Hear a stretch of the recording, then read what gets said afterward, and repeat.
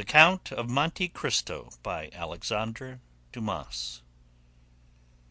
Chapter 91. Mother and Son. The Count of Monte Cristo bowed to the five young men with a melancholy and dignified smile, and got into his carriage with Maximilian and Emmanuel. Albert, Beauchamp, and Chateau Renaud remained alone. Albert looked at his two friends, not timidly, but in a way that appeared to ask their opinion of what he had just done. "Indeed, my dear friend," said Beauchamp first, who had either the most feeling or the least dissimulation, "allow me to congratulate you.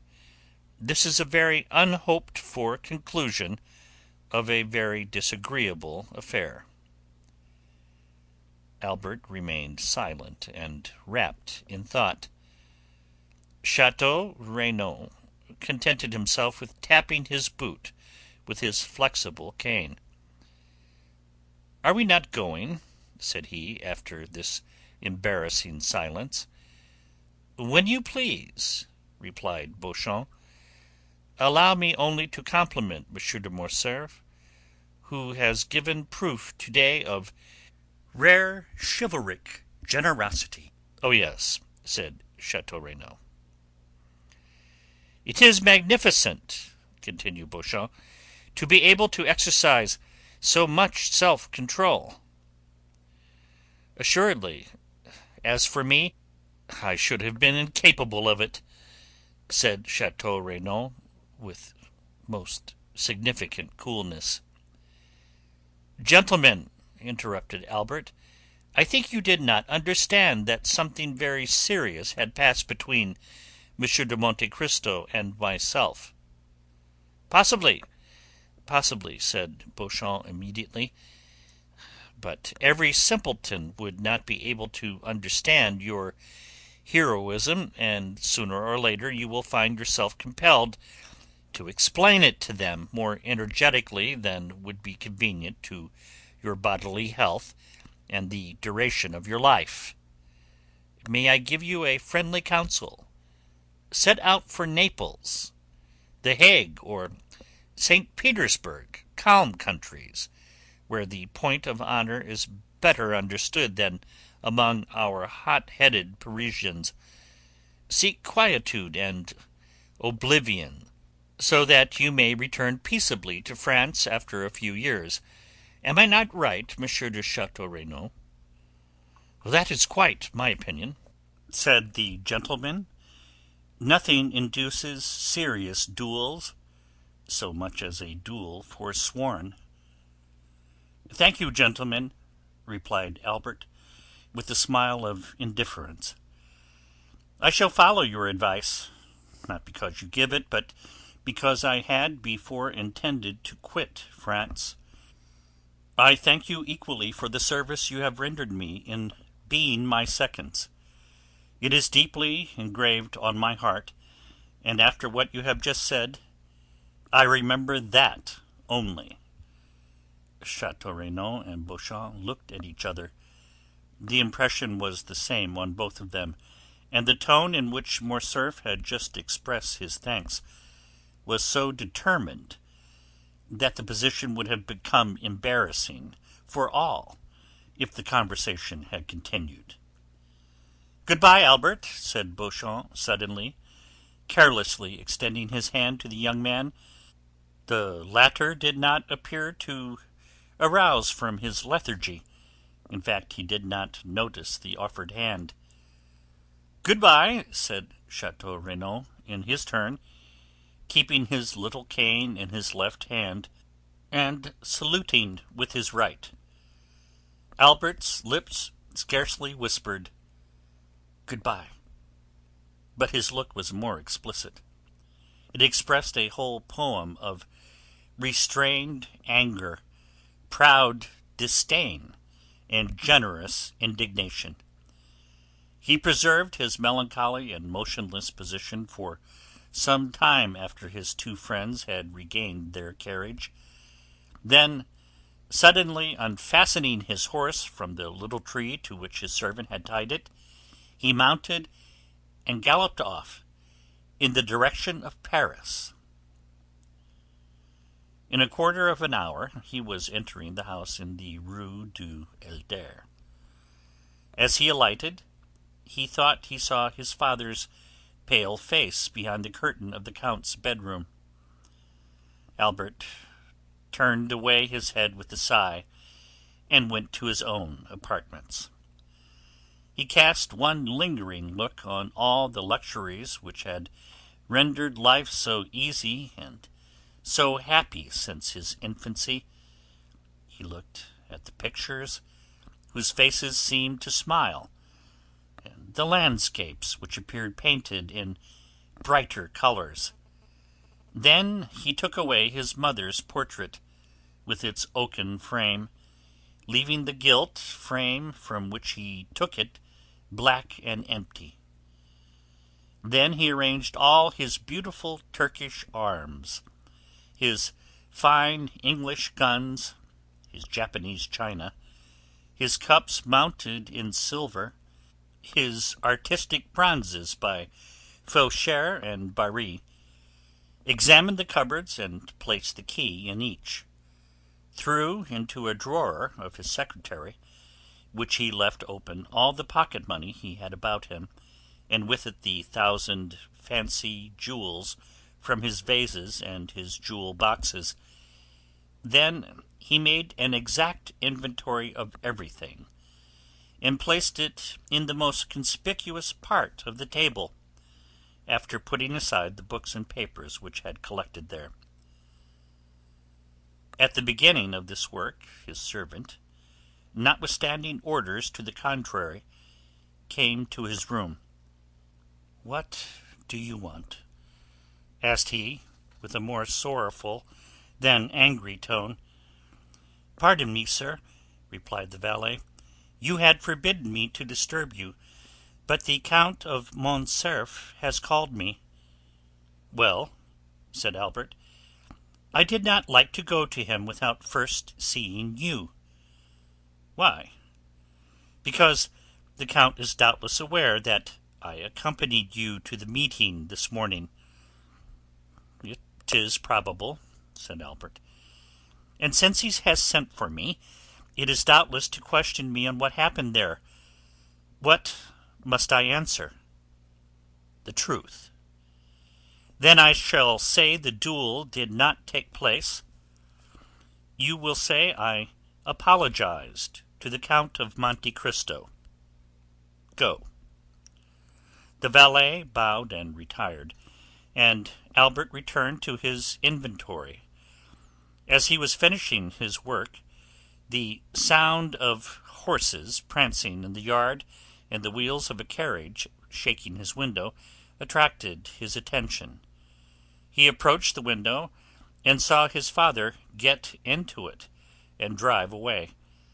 The door was scarcely closed when Albert bent his steps to his mother's room, and, no one being there to announce him, he advanced to her bedchamber, and, distressed by what he saw and guessed, stopped for one moment at the door. As if the same idea had animated these two beings, Mercedes was doing the same in her apartments that he had just done in his. Everything was in order.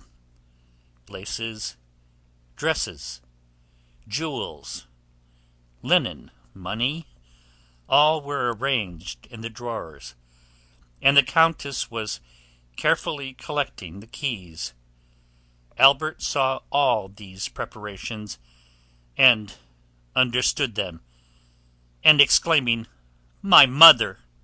he threw his arms around her neck.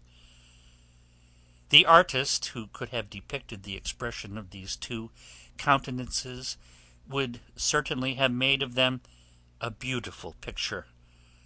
All these proofs of an energetic resolution, which Albert did not fear on his own account, alarmed him for his mother, "What are you doing?" asked he. "What were you doing?" replied she. "Oh, my mother!" exclaimed Albert, so overcome he could scarcely speak. It is not the same with you and me. You cannot have made the same resolution I have, for I have come to warn you that I bid adieu to your house and to you." "I also," replied Mercedes, "am going, and I acknowledge I had depended on your accompanying me. Have I deceived myself?"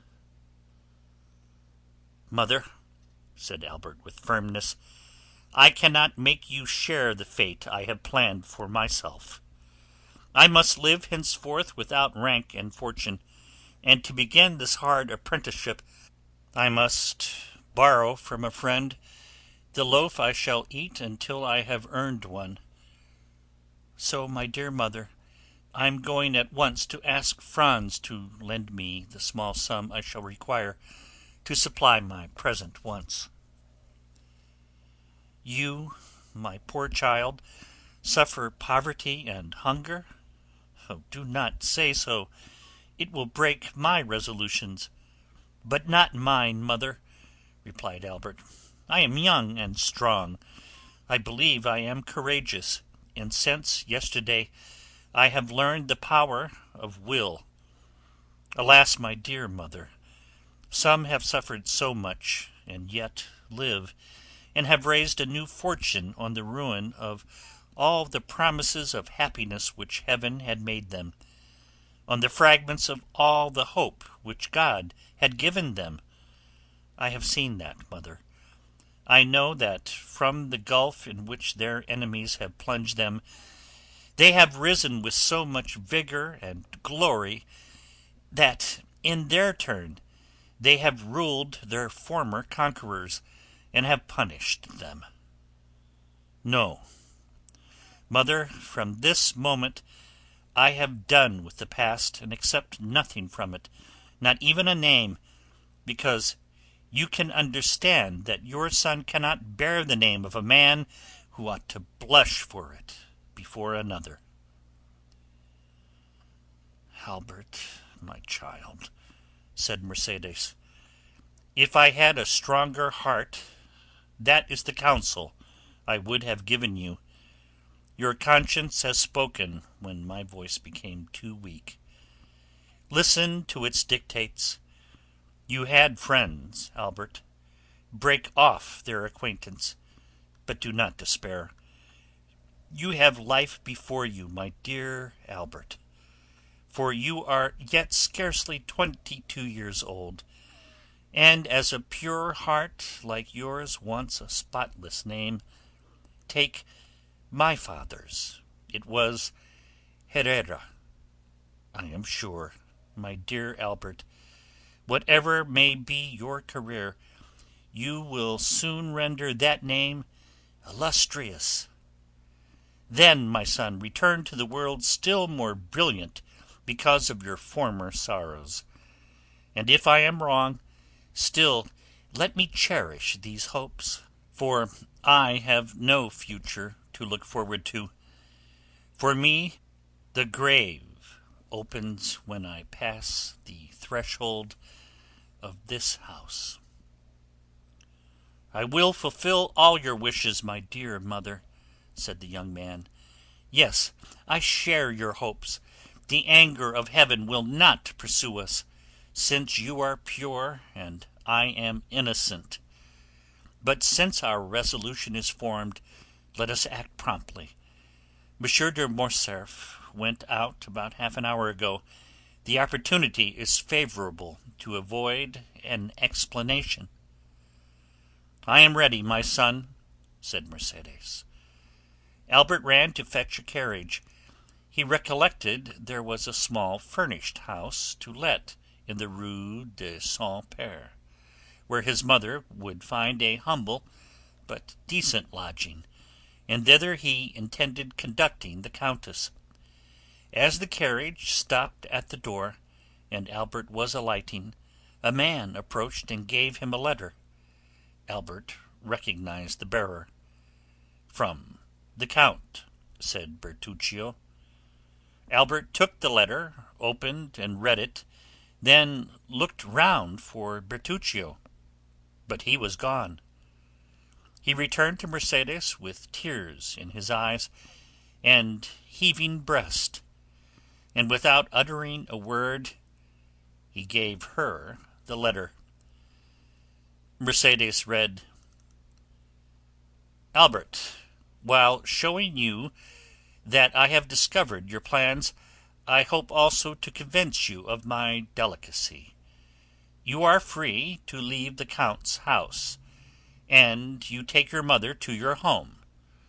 But reflect, Albert, you owe her more than your poor noble heart can pay her. Keep the struggle for yourself, bear all the suffering, but spare her the trial of poverty which must accompany your first efforts, for she deserves not even the shadow of the misfortune which has this day fallen on her, and Providence is not willing that the innocent should suffer for the guilty. I know you are going to leave the Rue du Helder without taking anything with you. Do not seek to know how I discovered it. I know it. That is sufficient. Now, listen, Albert. 24 years ago I returned, proud and joyful, to my country. I had a betrothed, Albert, a lovely girl whom I adored, and I was bringing to my betrothed 150 louis, painfully amassed by ceaseless toil. This money was for her. I destined it for her, and knowing the treachery of the sea, I buried our treasure in the little garden of the house my father lived in at Marseilles, on the Allée de Meilhan. Your mother, Albert, knows that poor house well. A short time since I passed through Marseilles, and went to see the old place, which revived so many painful recollections, and in the evening I took a spade and dug in the corner of the garden where I had concealed my treasure. The iron box was there. No one had touched it, under a beautiful fig tree my father had planted the day I was born, which overshadowed the spot. Well, Albert, this money, which was formerly designed to promote the comfort and tranquillity of the woman I adored, may now, through strange and painful circumstances, be devoted to the same purpose. Oh, feel for me, who could offer millions to that poor woman, but who return her only the piece of black bread forgotten under my poor roof since the day I was torn from her I loved. You are a generous man, Albert, but perhaps you may be blinded by pride or resentment. If you refuse me, if you ask another for what I have a right to offer you, I will say it is ungenerous of you to refuse the life of your mother at the hands of a man whose father was allowed by your father to die in all the horrors of poverty and despair." Albert stood pale and motionless to hear what his mother would decide after she had finished reading this letter. Mercedes turned her eyes with an ineffable look towards heaven.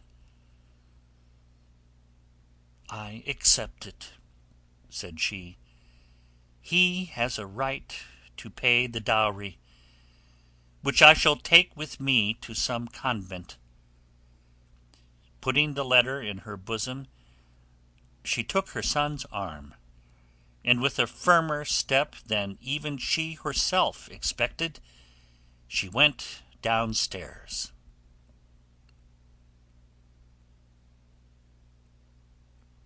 End of chapter 91. Chapter 92. The Suicide.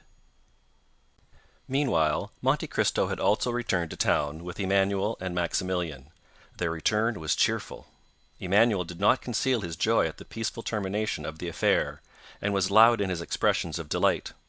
Morrel, in a corner of the carriage, allowed his brother-in-law's gaiety to expend itself in words, while he felt equal inward joy, which, however, betrayed itself only in his countenance. At the Barrière du Trône they met Bertuccio, who was waiting there, motionless as a sentinel at his post. Monte Cristo put his head out of the window, exchanged a few words with him in a low tone, and the steward disappeared.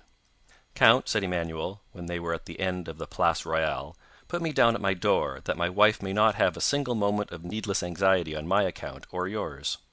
If it were not ridiculous to make a display of our triumph, I would invite the count to our house. Besides that, he doubtless has some trembling heart to comfort, so we will take leave of our friend, and let him hasten home." "Stop a moment," said Monte Cristo. "Do not let me lose both my companions. Return, Emmanuel, to your charming wife, and present my best compliments to her. And do you, Morrel, accompany me to the Champs Élysées." "Willingly," said Maximilian, "particularly as I have business in that quarter." "Shall we wait breakfast for you?" asked Emmanuel. "No," replied the young man. The door was closed, and the carriage proceeded. "See what good fortune I brought you," said Morrel, when he was alone with the count. "Have you not thought so?" "Yes," said Monte Cristo. "For that reason I wished to keep you near me." "It is miraculous," continued Morrel, answering his own thoughts. "What?" said Monte Cristo. "What has just happened." "Yes," said the count, "you are right; it is miraculous." "For Albert is brave," resumed Morrel. "Very brave," said Monte Cristo. "I have seen him sleep with a sword suspended over his head." "And I know he has fought 2 duels," said Morrel. "How can you reconcile that with his conduct this morning?" "All owing to your influence," replied Monte Cristo, smiling. "It is well for Albert he is not in the army," said Morrel. "Why?" "An apology on the ground," said the young captain, shaking his head. "Come," said the count mildly, "do not entertain the prejudices of ordinary men, Morrel. Acknowledge that if Albert is brave, he cannot be a coward. He must then have had some reason for acting as he did this morning, and confess that his conduct is more heroic than otherwise." "Doubtless, doubtless," said Morrel; "but I shall say, like the Spaniard, he has not been so brave today as he was yesterday." "You will breakfast with me, will you not, Morrel?" said the count, to turn the conversation. "No, I must leave you at 10 o'clock." "Your engagement was for breakfast, then?" said the count. Morrel smiled and shook his head. "Still, you must breakfast somewhere." "But if I am not hungry?" said the young man. "Oh," said the count, "I only know 2 things which destroy the appetite: grief, and as I am happy to see you very cheerful, it is not that, and love. Now, after what you told me this morning of your heart, I may believe—" "Well, count," replied Morrel gaily, "I will not dispute it." "But you will not make me your confidant, Maximilian?" said the count, in a tone which showed how gladly he would have been admitted to the secret. "I showed you this morning that I had a heart, did I not, count?" Monte Cristo only answered by extending his hand to the young man. "Well," continued the latter, "since that heart is no longer with you in the Bois de Vincennes, it is elsewhere, and I must go and find it." "Go," said the count deliberately, "go, dear friend, but promise me, if you meet with any obstacle, to remember that I have some power in this world, that I am happy to use that power in the behalf of those I love, and that I love you, Morrel." "I will remember it," said the young man, "as selfish children recollect their parents when they want their aid. When I need your assistance, and the moment arrives, I will come to you, count." "Well, I rely upon your promise. Goodbye, then." "Goodbye, till we meet again." They had arrived in the Champs Élysées. Monte Cristo opened the carriage door, Morrel sprang out on the pavement, Bertuccio was waiting on the steps. Morrel disappeared down the Avenue de Marigny, and Monte Cristo hastened to join Bertuccio. "Well?" asked he. "She is going to leave her house," said the steward. "And her son?" "Florentin, his valet, thinks he is going to do the same." "Come this way." Monte Cristo took Bertuccio into his study, wrote the letter we have seen, and gave it to the steward. "Go," said he quickly; "but first, let Haydée be informed that I have returned." "Here I am," said the young girl, who at the sound of the carriage had run downstairs, and whose face was radiant with joy at seeing the count return safely. Bertuccio left. Every transport of a daughter finding a father, all the delight of a mistress seeing an adored lover, were felt by Haydée during the first moments of this meeting, which she had so eagerly expected. Doubtless, although less evident, Monte Cristo's joy was not less intense. Joy to hearts which have suffered long is like the dew on the ground after a long drought. Both the heart and the ground absorb that beneficent moisture falling on them, and nothing is outwardly apparent. Monte Cristo was beginning to think, what he had not for a long time dared to believe, that there were two Mercedes in the world, and he might yet be happy. His eye, elate with happiness, was reading eagerly the tearful gaze of Heidi, when suddenly the door opened. The count knit his brow. "Monsieur de Morcerf," said Baptistin, as if that name sufficed for his excuse. In fact, the count's face brightened. "Which?" asked he, "the viscount or the count?" "The count." "Oh!" exclaimed Heidi, "is it not yet over?" "I know not if it is finished, my beloved child," said Monte Cristo, taking the young girl's hands, "but I do know you have nothing more to fear." "But it is the wretched—" "That man cannot injure me, Heidi," said Monte Cristo. "It was his son alone that there was cause to fear." "And what I have suffered," said the young girl, "you shall never know, my lord." Monte Cristo smiled. "By my father's tomb," said he, extending his hand over the head of the young girl, "I swear to you, Heidi, that if any misfortune happens, it will not be to me." "I believe you, my lord, as implicitly as if God had spoken to me," said the young girl, presenting her forehead to him. Monte Cristo pressed on that pure, beautiful forehead a kiss which made two hearts throb at once, the one violently, the other heavily. "Oh," murmured the count, "shall I then be permitted to love again?" "Ask Monsieur de Morcerf into the drawing room," said he to Baptistin, while he led the beautiful Greek girl to a private staircase. We must explain this visit, which, although expected by Monte Cristo, is unexpected to our readers. While Mercédès, as we have said, was making a similar inventory of her property to Albert's, while she was arranging her jewels, shutting her drawers, collecting her keys, to leave everything in perfect order, she did not perceive a pale and sinister face at a glass door which threw light into the passage, from which everything could be both seen and heard. He who was thus looking, without being heard or seen, probably heard and saw all that passed in Madame de Morcerf's apartments.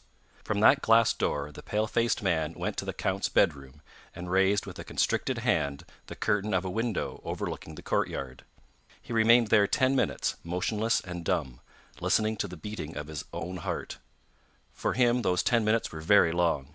It was then Albert, returning from his meeting with the count, perceived his father watching for his arrival behind a curtain, and turned aside. The count's eye expanded. He knew Albert had insulted the count dreadfully, and that in every country in the world such an insult would lead to a deadly duel. Albert returned safely. Then the count was revenged. An indescribable ray of joy illumined that wretched countenance, like the last ray of the sun before it disappears behind the clouds which bear the aspect, not of a downy couch, but of a tomb. But as we have said, he waited in vain for his son to come to his apartment with the account of his triumph. He easily understood why his son did not come to see him before he went to avenge his father's honor; but when that was done, why did not his son come and throw himself into his arms? It was then, when the count could not see Albert, that he sent for his servant, who he knew was authorized not to conceal anything from him. 10 minutes afterwards General Morcerf was seen on the steps in a black coat, with a military collar, black pantaloons, and black gloves. He had apparently given previous orders, for as he reached the bottom step his carriage came from the coach-house ready for him.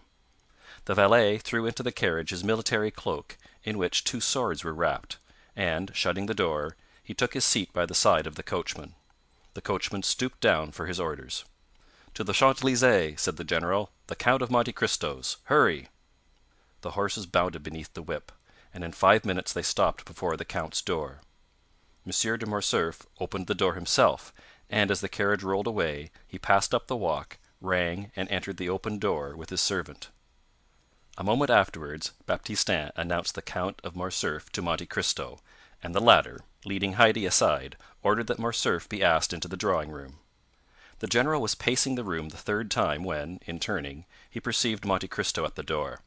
"Ah, it is Monsieur de Morcerf," said Monte Cristo quietly. "I thought I had not heard aright." "Yes, it is I," said the count, whom a frightful contraction of the lips prevented from articulating freely. "May I know the cause which procures me the pleasure of seeing Monsieur de Morcerf so early?" "Had you not a meeting with my son this morning?" asked the general. "I had," replied the count. "And I know my son had good reasons to wish to fight with you, and to endeavor to kill you."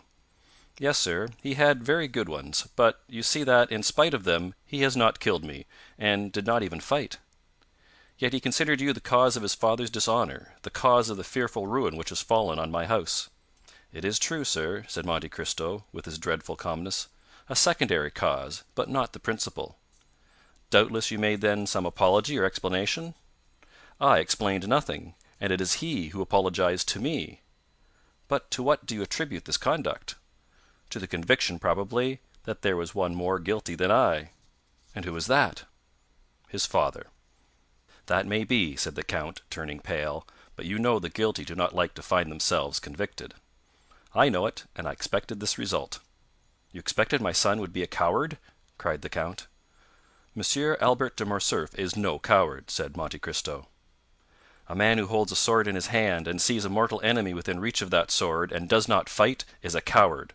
Why is he not here that I may tell him so?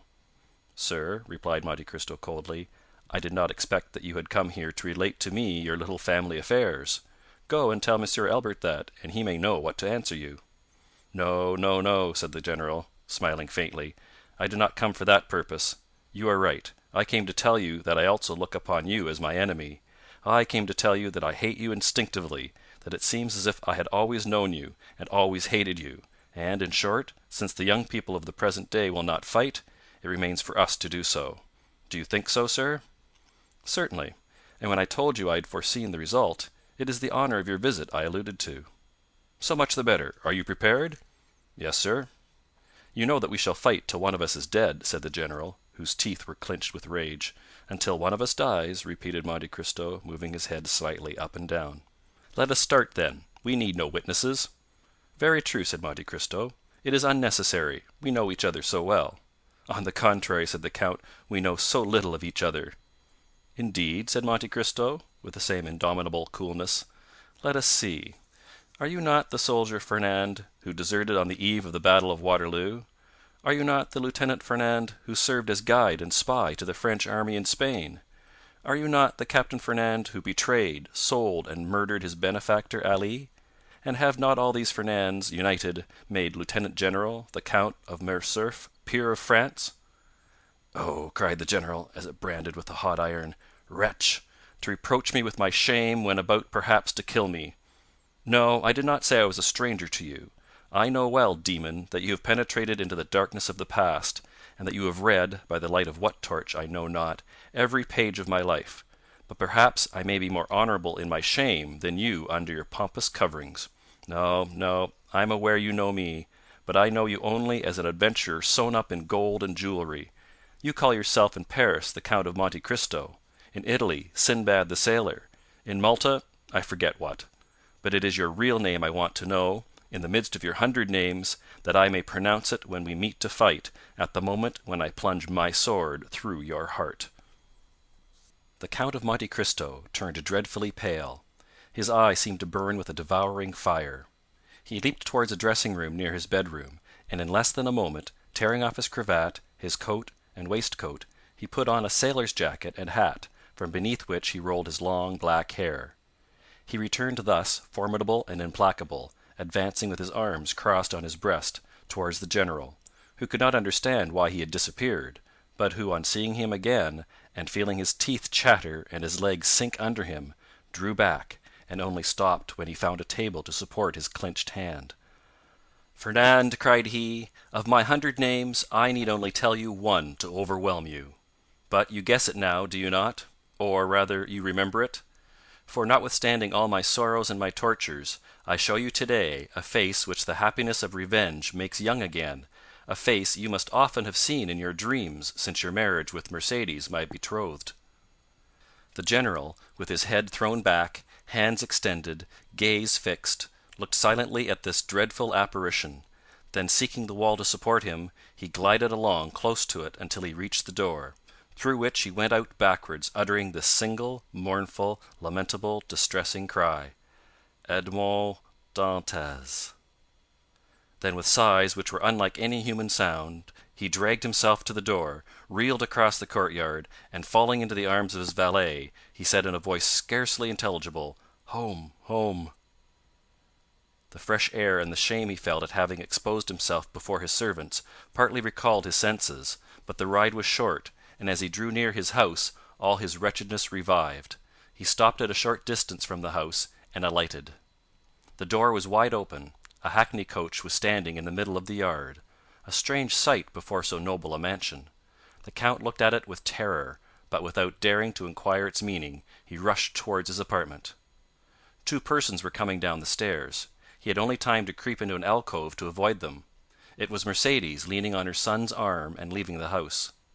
They passed close by the unhappy being, who, concealed behind the damask curtain, almost felt Mercedes's dress brush past him, and his son's warm breath pronouncing these words: "Courage, mother! Come, this is no longer our home." The words died away. The steps were lost in the distance. The general drew himself up, clinging to the curtain. He uttered the most dreadful sob which ever escaped from the bosom of a father abandoned at the same time by his wife and son. He soon heard the clatter of the iron step of the hackney coach, then the coachman's voice, and then the rolling of the heavy vehicle shook the windows. He darted to his bedroom to see once more all he had loved in the world. But the hackney coach drove on, and the head of neither Mercedes nor her son appeared at the window to take a last look at the house, or the deserted father and husband. And at the very moment when the wheels of that coach crossed the gateway, a report was heard, and a thick smoke escaped through one of the panes of the window, which was broken by the explosion. End of chapter 92. Chapter 93. Valentine. We may easily conceive where Morel's appointment was. On leaving Monte Cristo he walked slowly towards Villefort's. We say slowly, for Morel had more than half an hour to spare to go 500 steps, but he had hastened to take leave of Monte Cristo because he wished to be alone with his thoughts. He knew his time well, the hour when Valentine was giving Noirtier his breakfast, and was sure not to be disturbed in the performance of this pious duty. Noirtier and Valentine had given him leave to go twice a week, and he was now availing himself of that permission. He had arrived. Valentine was expecting him. Uneasy and almost crazed, she seized his hand and led him to her grandfather.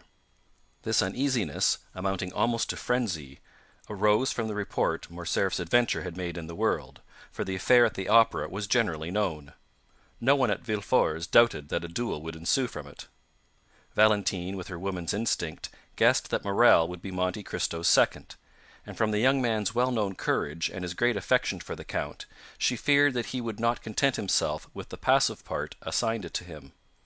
We may easily understand how eagerly the particulars were asked for, given, and received, and Morel could read an indescribable joy in the eyes of his beloved, when she knew that the termination of this affair was as happy as it was unexpected.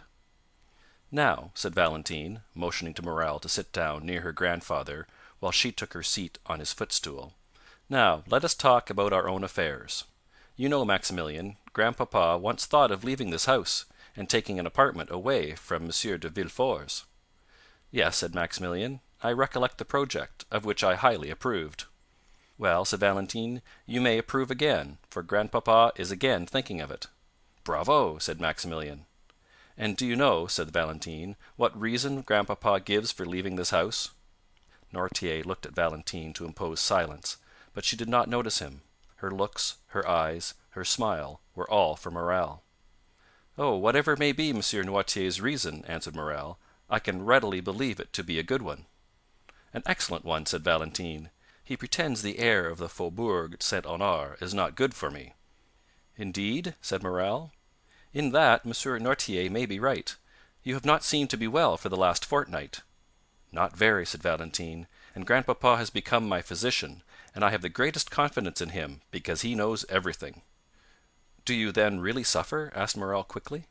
"Oh, it must not be called suffering. I feel a general uneasiness, that is all. I have lost my appetite, and my stomach feels as if it were struggling to get accustomed to something." Noirtier did not lose a word of what Valentine said. "And what treatment do you adopt for this singular complaint?" "A very simple one," said Valentine. "I swallow every morning a spoonful of the mixture prepared for my grandfather. When I say 1 spoonful, I began by 1, now I take 4. Grandpapa says it is a panacea." Valentine smiled, but it was evident that she suffered. Maximilian, in his devotedness, gazed silently at her. She was very beautiful, but her usual pallor had increased. Her eyes were more brilliant than ever, and her hands, which were generally white like mother of pearl, now more resembled wax, to which time was adding a yellowish hue. From Valentine the young man looked towards Noirtier. The latter watched with strange and deep interest the young girl, absorbed by her affection, and he also, like Morel, followed those traces of inward suffering which was so little perceptible to a common observer that they escaped the notice of everyone but the grandfather and the lover. "But," said Morel, "I thought this mixture, of which you now take 4 spoonfuls, was prepared for Monsieur Noirtier." "I know it is very bitter," said Valentine, "so bitter that all I drink afterwards appears to have the same taste." Noirtier looked inquiringly at his granddaughter. "Yes, grandpapa," said Valentine, "it is so. Just now, before I came down to you, I drank a glass of sugared water. I left half because it seemed so bitter." Noirtier turned pale, and made a sign that he wished to speak. Valentine rose to fetch the dictionary. Noirtier watched her with evident anguish. In fact, the blood was rushing to the young girl's head already. Her cheeks were becoming red. "Oh!" she cried, without losing any of her cheerfulness, "this is singular! I can't see! Did the sun shine in my eyes?" And she leaned against the window. "The sun is not shining," said Morel, more alarmed by Noirtier's expression than by Valentine's indisposition. He ran towards her. The young girl smiled. "Cheer up," she said to Noirtier. "Do not be alarmed, Maximilian. It is nothing, and has already passed away. But listen, do I not hear a carriage in the courtyard?" She opened Noirtier's door, ran to a window in the passage, and returned hastily. "Yes," said she, "it is Madame Danglars and her daughter, who have come to call on us. Good bye. I must run away, for they would send here for me; or, rather, farewell till I see you again. Stay with grandpapa, Maximilian. I promise you not to persuade them to stay." Morel watched her as she left the room. He heard her ascend the little staircase which led both to Madame de Villefort's apartments and to hers. As soon as she was gone, Noirtier made a sign to Morel to take the dictionary. Morel obeyed. Guided by Valentine, he had learned how to understand the old man quickly. Accustomed, however, as he was to the work, he had to repeat most of the letters of the alphabet and to find every word in the dictionary, so that it was 10 minutes before the thought of the old man was translated by these words: "Fetch the glass of water and the decanter from Valentine's room." Morel rang immediately for the servant, who had taken Barrois's situation, and in Noirtier's name gave that order. The servant soon returned. The decanter and the glass were completely empty. Noirtier made a sign that he wished to speak. "Why are the glass and decanter empty?" asked he. "Valentine said she only drank half the glassful." The translation of this new question occupied another 5 minutes. "I do not know," said the servant, "but the housemaid is in Mademoiselle Valentine's room. Perhaps she has emptied them." "Ask her," said Morel, translating Noirtier's thought, this time by his look. The servant went out, but returned almost immediately. "Mademoiselle Valentine passed through the room to go to Madame de Villefort's," said he, "and in passing, as she was thirsty, she drank what remained in the glass. As for the decanter, Master Edward had emptied that to make a pond for his ducks." Noirtier raised his eyes to heaven, as a gambler does who stakes his all on one stroke. From that moment the old man's eyes were fixed on the door, and did not quit it. It was indeed Madame Danglars and her daughter whom Valentine had seen. They had been ushered into Madame de Villefort's room, who had said she would receive them there. That is why Valentine passed through her room, which was on a level with Valentine's, and only separated from it by Edward's. The two ladies entered the drawing room with that sort of official stiffness which preludes a formal communication. Among worldly people manner is contagious. Madame de Villefort received them with equal solemnity. Valentine entered at this moment, and the formalities were resumed. "My dear friend," said the Baroness, while the two young people were shaking hands, "I and Eugenie are come to be the first to announce to you the approaching marriage of my daughter with Prince Cavalcanti." Danglars kept up the title of Prince. The popular banker found that it answered better than Count. "Allow me to present you my sincere congratulations," replied Madame de Villefort. "Prince Cavalcanti appears to be a young man of rare qualities." "Listen," said the Baroness, smiling. "Speaking to you as a friend, I can say that the prince does not yet appear all he will be. He has about him a little of that foreign manner by which French persons recognize, at first sight, the Italian or German nobleman. Besides, he gives evidence of great kindness of disposition, much keenness of wit, and as to suitability, Monsieur Danglars assures me that his fortune is majestic. That is his word." "And then," said Eugénie, while turning over the leaves of Madame de Villefort's album, "add that you have taken a great fancy to the young man." "And," said Madame de Villefort, "I need not ask you if you share that fancy." "I?" replied Eugénie, with her usual candor. "Oh, not the least in the world, madame. My wish was not to confine myself to domestic cares or the caprices of any man, but to be an artist, and consequently free in heart, in person, and in thought." Eugénie pronounced these words with so firm a tone that the color mounted to Valentine's cheeks. The timid girl could not understand that vigorous nature which appeared to have none of the timidities of women. "At any rate," said she, "since I am to be married whether I will or not, I ought to be thankful to Providence for having released me from my engagement with Monsieur Albert de Morcerf, or I should this day have been the wife of a dishonored man." "It is true," said the Baroness, with that strange simplicity sometimes met with among fashionable ladies, and of which plebeian intercourse can never entirely deprive them. "It is very true that had not the Morcerfs hesitated, my daughter would have married Monsieur Albert. The general depended much on it; he even came to force Monsieur Danglars. We have had a narrow escape." "But," said Valentine timidly, "does all the father's shame revert upon the son? Monsieur Albert seems to me quite innocent of the treason charged against the general." "Excuse me," said the implacable young girl, "Monsieur Albert claims and well deserves his share. It appears that after having challenged Monsieur de Monte Cristo at the Opera yesterday, he apologized on the ground today." "Impossible," said Madame de Villefort. "Ah, my dear friend," said Madame Danglars, with the same simplicity we before noticed, "it is a fact. I heard it from Monsieur Debray, who was present at the explanation." Valentine also knew the truth, but she did not answer. A single word had reminded her that Morrel was expecting her in Monsieur Noirtier's room. Deeply engaged with a sort of inward contemplation, Valentine had ceased for a moment to join in the conversation. She would indeed have found it impossible to repeat what had been said the last few minutes, when suddenly Madame Danglars' hand, pressed on her arm, aroused her from her lethargy. "What is it?" said she, starting at Madame Danglars' touch, as she would have done from an electric shock. "It is, my dear Valentine," said the Baroness, "that you are doubtless suffering." "I?" said the young girl, passing her hand across her burning forehead. "Yes, look at yourself in that glass. You have turned pale and then red successively 3 or 4 times in 1 minute." "Indeed," cried Eugénie, "you are very pale." "Oh, do not be alarmed; I have been so for many days."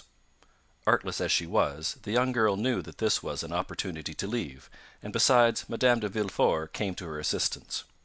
"Retire, Valentine," said she; "you are really suffering, and these ladies will excuse you. Drink a glass of pure water; it will restore you." Valentine kissed Eugénie, bowed to Madame Danglars, who had already risen to take her leave, and went out. "That poor child," said Madame de Villefort, when Valentine was gone; "she makes me very uneasy, and I should not be astonished if she had some serious illness." Meanwhile, Valentine, in a sort of excitement which she could not quite understand, had crossed Edward's room without noticing some trick of the child, and through her own had reached the little staircase. She was within 3 steps of the bottom, she already heard Morrel's voice, when suddenly a cloud passed over her eyes, her stiffened foot missed the step, her hands had no power to hold the baluster, and falling against the wall, she lost her balance wholly and toppled to the floor. Morrel bounded to the door, opened it, and found Valentine stretched out at the bottom of the stairs. Quick as a flash, he raised her in his arms and placed her in a chair. Valentine opened her eyes. "Oh, what a clumsy thing I am!" said she with feverish volubility. "I don't know my way. I forgot there were 3 more steps before the landing." "You have hurt yourself, perhaps," said Morrel. "What can I do for you, Valentine?" Valentine looked around her. She saw the deepest terror depicted in Noirtier's eyes. "Don't worry, dear grandpapa," said she, endeavoring to smile. "It is nothing, it is nothing. I was giddy, that is all." "Another attack of giddiness," said Morrel, clasping his hands. "Oh, attend to it, Valentine, I entreat you." "But no," said Valentine. "No, I tell you it is all past, and it was nothing. Now let me tell you some news. Eugénie is to be married in a week, and in 3 days there is to be a grand feast, a betrothal festival.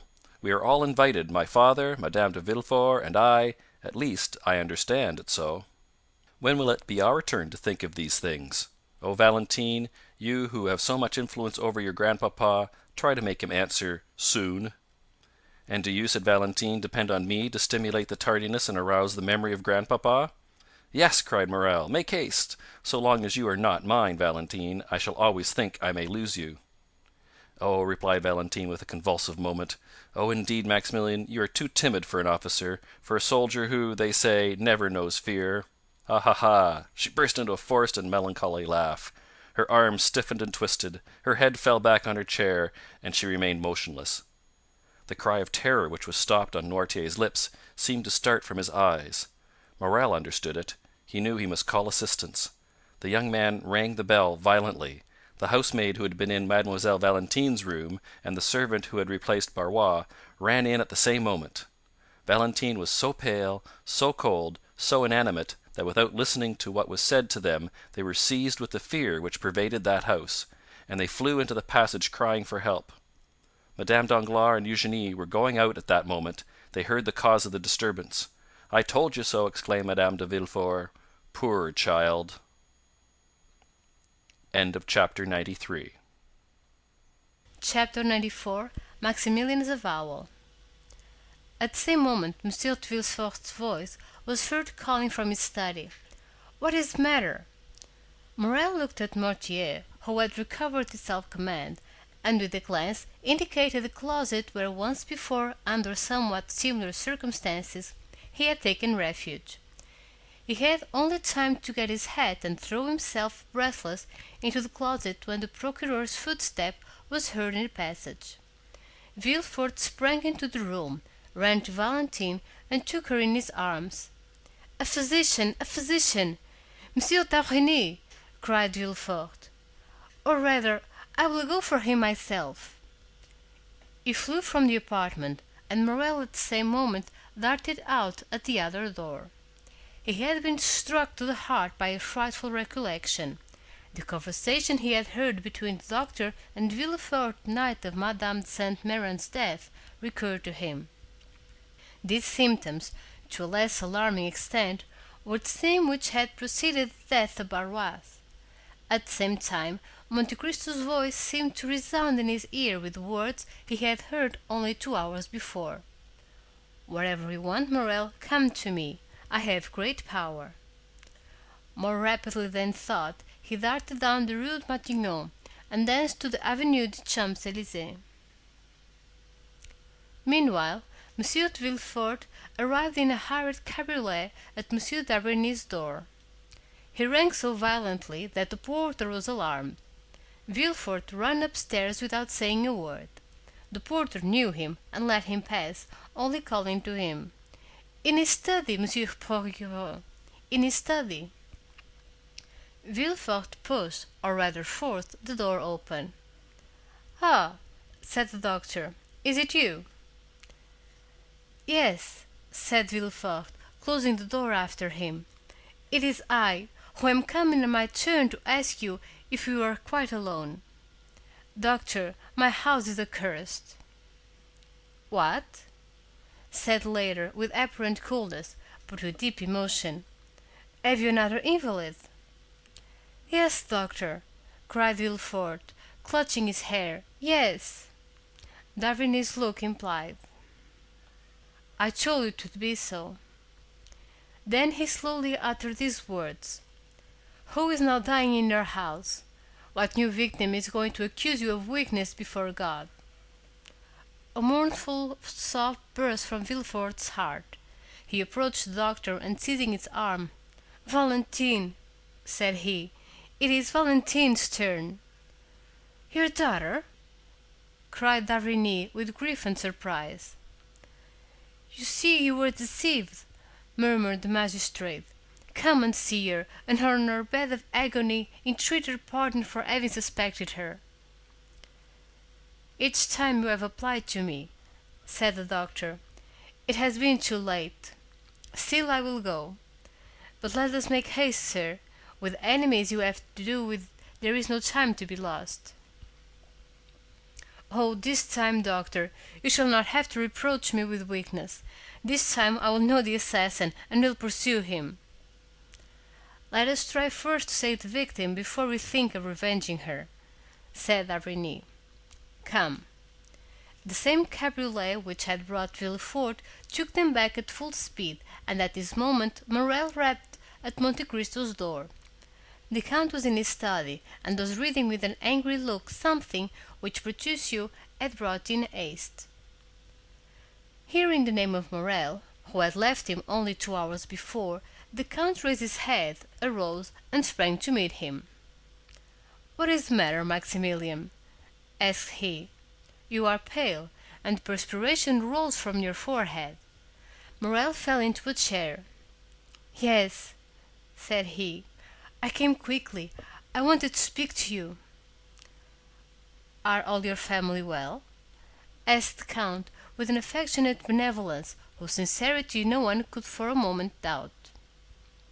"Thank you, Count, thank you," said the young man, evidently embarrassed how to begin the conversation. "Yes, everyone in my family is well." "So much the better. Yet you have something to tell me?" replied the Count with increased anxiety. "Yes," said Morrel, "it is true. I have but now left the house where death has just entered to run to you." "Are you then come from Monsieur de Morcerf's?" asked Monte Cristo. "No," said Morrel. "Is someone dead in his house?" "The general has just blown his brains out," replied Monte Cristo with great coolness. "Oh, what a dreadful event!" cried Maximilian. "Not for the Countess or for Albert," said Monte Cristo. "A dead father or husband is better than a dishonored one. Blood washes out shame." "Poor Countess!" said Maximilian. "I pity her very much. She is so noble a woman." "Pity Albert also, Maximilian, for believe me, he is the worthy son of the Countess. But let us return to yourself. You have hastened to me. Can I have the happiness of being useful to you?" "Yes, I need your help. That is, I thought like a madman that you could lend me your assistance in a case where God alone can succor me." "Tell me what it is," replied Monte Cristo. "Oh," said Morrel, "I know not, indeed, if I may reveal this secret to mortal ears, but fatality impels me, necessity constrains me, Count." Morrel hesitated. "Do you think I love you?"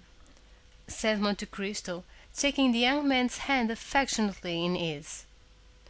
"Oh, you encourage me, and something tells me there," placing his hand on his heart, "that I ought to have no secret from you."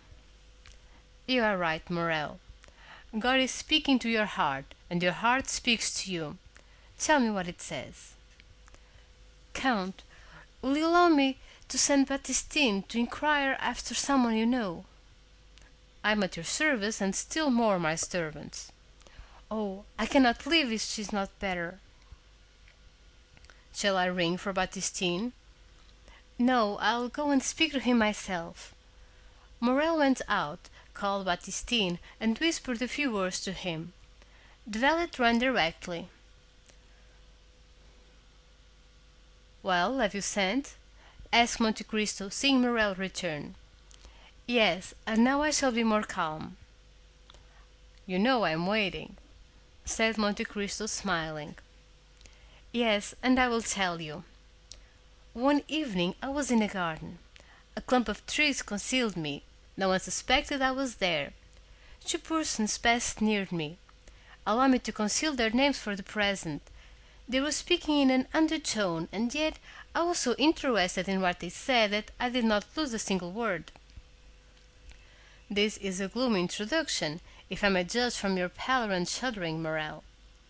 "Oh, yes, very gloomy, my friend. Someone had just died in the house to which that garden belonged. One of the persons whose conversation I overheard was the master of the house, the other the physician. The former was confiding to the latter his grief and fear, for it was the second time within a month that death had suddenly and unexpectedly entered that house, which was apparently destined to destruction by some exterminating angel, as an object of God's anger." "Ah, indeed," said Monte Cristo, looking earnestly at the young man, and by an imperceptible movement turning his chair, so that he remained in shade while the light fell full on Maximilian's face. "Yes," continued Morel, "death had entered that house twice within 1 month." "And what did the doctor answer?" asked Monte Cristo. He replied that the death was not a natural one, and must be attributed—" "To what?" "To poison." "Indeed," said Monte Cristo with a slight cough, which in moments of extreme emotion helped him to disguise a blush, or his pallor, or the intense interest with which he listened. "Indeed, Maximilian, did you hear that?" "Yes, my dear count, I heard it." And the doctor added that if another death occurred in a similar way, he must appeal to justice. Monte Cristo listened, or appeared to do so, with the greatest calmness. "Well," said Maximilian, "death came a third time, and neither the master of the house nor the doctor said a word. Death is now perhaps striking a fourth blow. Count, what am I bound to do, being in possession of this secret?" "My dear friend," said Monte Cristo, "you appear to be relating an adventure which we all know by heart. I know the house where you heard it, or one very similar to it, a house with a garden, a master, a physician, and where there have been 3 unexpected and sudden deaths. Well, I have not intercepted your confidence, and yet I know all that as well as you, and I have no conscientious scruples. No, it does not concern me. You say an exterminating angel appears to have devoted that house to God's anger. Well, who says your supposition is not reality? Do not notice things which those whose interest it is to see them pass over. If it is the God's justice, instead of his anger, which is walking through that house, Maximilian, turn away your face and let his justice accomplish its purpose." Morrel shuddered. There was something mournful, solemn, and terrible in the count's manner. "Besides," continued he, in so changed a tone that no one could have supposed it was the same person speaking, "besides, who says that it will begin again?" "It has returned, Count," exclaimed Morrel. "That is why I hastened to you." "Well, what do you wish me to do? Do you wish me, for instance, to give information to the procureur?" Monte Cristo uttered the last words with so much meaning that Morrel, starting up, cried out, "You know of whom I speak, Count, do you not?" "Perfectly well, my good friend, and I will prove it to you by putting the dots to the i, or rather by naming the persons. You were walking one evening in Monsieur de Villefort's garden. From what you relate, I suppose it to have been the evening of Madame de Saint Méran's death. You heard Monsieur de Villefort talking to Monsieur d'Avrigny about the death of Monsieur de Saint Méran, and that, no less surprising, of the Countess. Monsieur d'Avrigny said he believed they both proceeded from poison. And you, honest man, have ever since been asking your heart and sounding your conscience to know if you ought to expose or conceal this secret. Why do you torment them? Conscience, what hast thou to do with me? As Sterne said, my dear fellow, let them sleep on if they are asleep. Let them grow pale in their drowsiness, if they are disposed to do so, and pray do you remain in peace, who have no remorse to disturb you." Deep grief was depicted on Morrel's features. He seized Monte Cristo's hand. "But it is beginning again, I say." "Well," said the count, astonished at this perseverance, which he could not understand, and looking still more earnestly at Maximilian, "let it begin again. It is like the house of the Atrides. God has condemned them, and they must submit to their punishment. They will all disappear, like fabrics children build with cards, and which fall, one by one, under the breath of their builder, even if there are 300 of them. 3 months since it was Monsieur de Saint Méran, Madame de Saint Méran 2 months since. The other day it was Barroise. Today the old Mortier or young Valentine." "You knew it!" cried Morrel, in such a paroxysm of terror that Monte Cristo started. He whom the falling heavens would have found unmoved. You knew it and said nothing. What was it to me? Replied Monte Cristo, shrugging his shoulders. Do I know those people? And must I lose the one to save the other? Faith, no, for between the culprit and the victim I have no choice. But I, cried Morrel, groaning with sorrow, I love her. You love whom? Cried Monte Cristo, starting to his feet and seizing the two hands which Morrel was raising towards heaven. I love most fondly, I love madly, I love as a man who would give his life blood to spare her a tear. I love Valentine de Villefort, who is being murdered at this moment. Do you understand me? I love her, and I ask God and you how I can save her. Monte Cristo uttered a cry which those only can conceive who have heard the roar of a wounded lion. Unhappy man! Cried he, wringing his hand in his turn. You love Valentine, that daughter of an accursed race. Never had Morrel witnessed such an expression. Never had so terrible an eye flashed before his face. Never had the genius of terror he had so often seen, either on the battlefield or in the murderous night of Algeria, shaken around him more dreadful fire. He drew back terrified. As for Monte Cristo, after this evolution he closed his eyes as if dazzled by internal light. In a moment he restrained himself so powerfully that the tempestuous heaving of his breast subsided, as turbulent and foaming waves yield to the sun's genial influence when the cloud has passed. This silence, self-control, and struggle lasted about 20 seconds, then the Count raised his pallid face. "See," said he, "my dear friend, how God punished the most thoughtless and unfeeling men for their indifference, by presenting dreadful scenes to their view. I, who was looking on, an eager and curious spectator, I, who was watching the working of this mournful tragedy, I, who like a wicked angel was laughing at evil men committed, protected by secrecy, a secret is easily kept by the rich and powerful, I am in my turn beaten by the serpent whose tortuous course I was watching, and beaten to the heart." Morrel groaned. "Come, come," continued the Count. "Complaints are unavailing. Be a man, be strong, be full of hope, for I am here, and will watch over you." Morrel shook his head sorrowfully. "I tell you to hope. Do you understand me?" cried Monte Cristo. "Remember that I never uttered a falsehood, and am never deceived. It is 12 o'clock, Maximilian. Thank heaven that you came at noon rather than in the evening, or tomorrow morning. Listen, Morrel. It is noon. If Valentine is not now dead, she will not die." "How so?" cried Morrel. "When I left her dying." Monte Cristo pressed his hand to his forehead. What was passing in that brain, so loaded with dreadful secrets?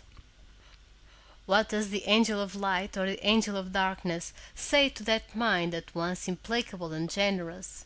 God only knows. Monte Cristo raised his head once more, and this time he was calm as a child awaking from its sleep. "Maximilian," said he, "return home. I command you not to stir.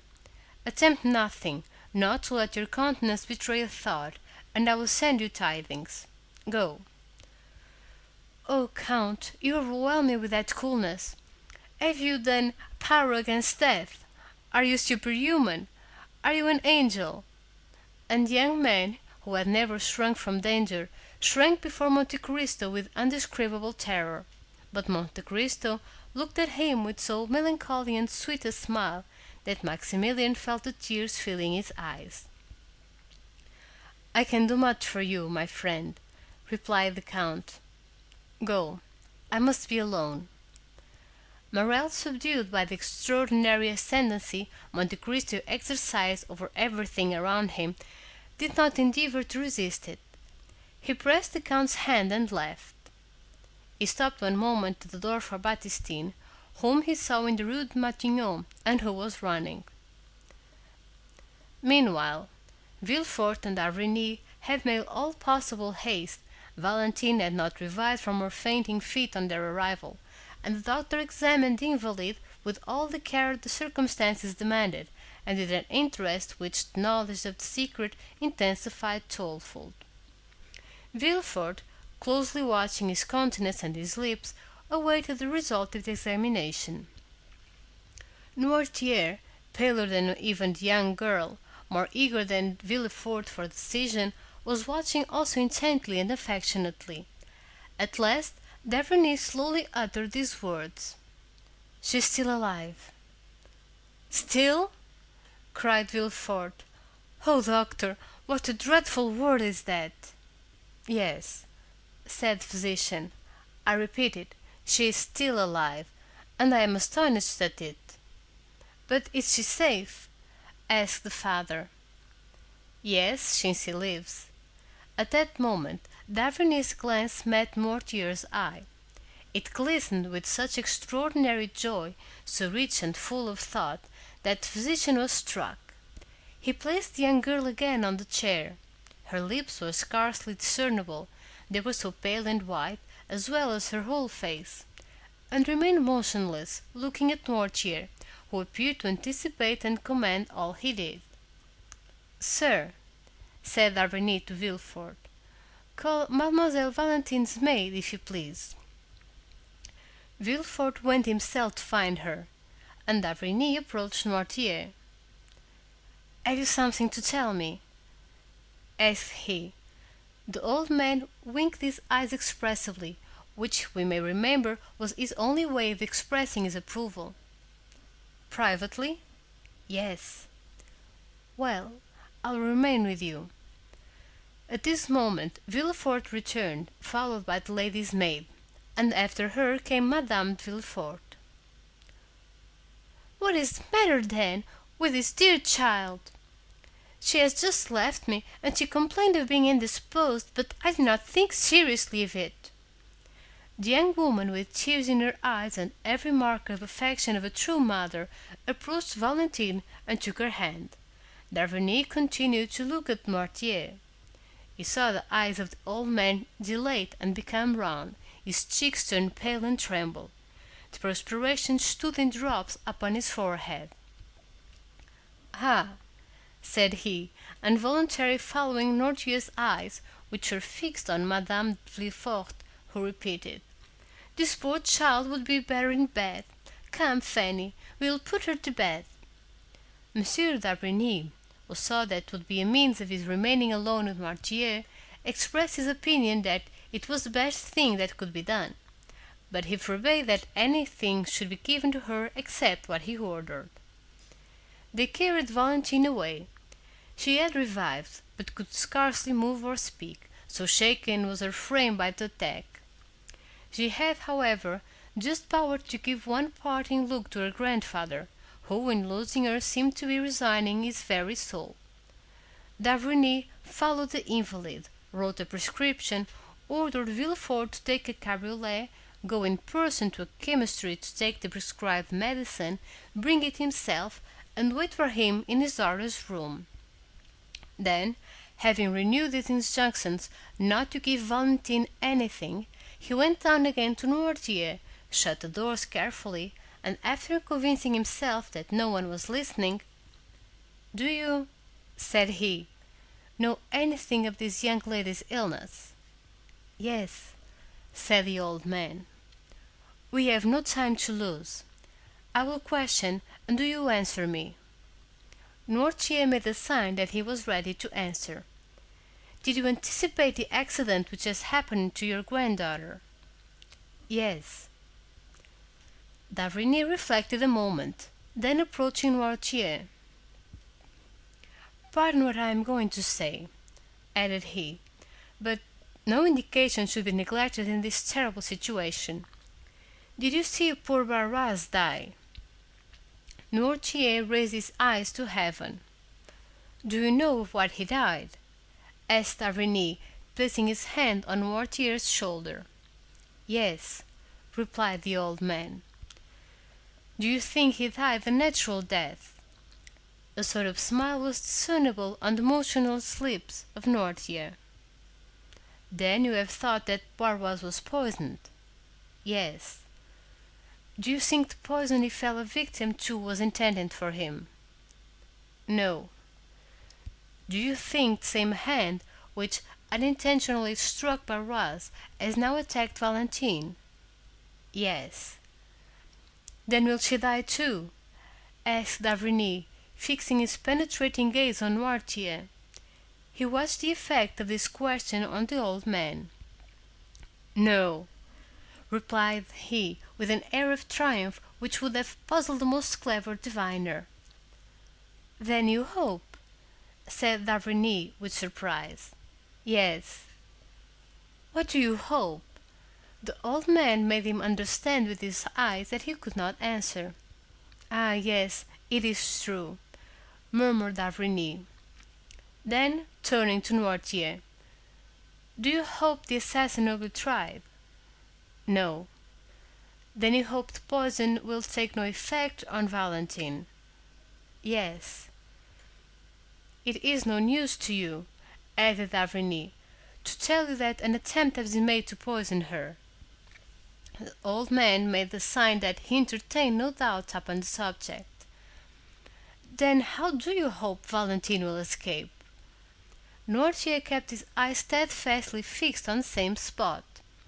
d'Avrigny followed the direction, and saw that they were fixed on the bottle containing the mixture which he took every morning.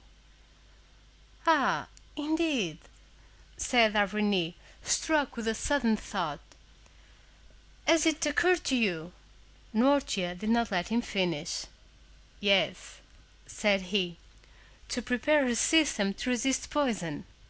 Yes, by accustoming her by degrees. Yes, yes, yes, said Noirtier, delighted to be understood. Of course, I had told you that there was brucine in the mixture I gave you. Yes, and by accustoming her to that poison, you have endeavored to neutralize the effect of a similar poison. Noirtier's joy continued. And you have succeeded, exclaimed d'Avrigny. Without that precaution, Valentine would have died before assistance could have been procured. The dose has been excessive, but she has only been shaken by it, and this time, at any rate, Valentine will not die. A superhuman joy expanded the old man's eyes, which were raised towards heaven with an expression of infinite gratitude. At this moment Villefort returned. "Here, doctor," said he, "is what you sent me for." "Was this prepared in your presence?" "Yes," replied the procureur. "Had you not let it go out of your hands?" "No." d'Avrigny took the bottle, poured some drops of the mixture it contained in the hollow of his hand, and swallowed them. "Well," said he, "let us go to Valentine. I'll give instructions to everyone, and you, Monsieur de Villefort, will yourself see that no one deviates from them." At the moment when d'Avrigny was returning to Valentine's room, accompanied by Villefort, an Italian priest, of serious demeanor and calm and firm tone, hired for his use the house adjoining the hotel of Monsieur de Villefort. No one knew how the 3 former tenants of that house left it. About 2 hours afterwards its foundation was reported to be unsafe, but the report did not prevent the new occupant establishing himself there with his modest furniture the same day at 5 o'clock.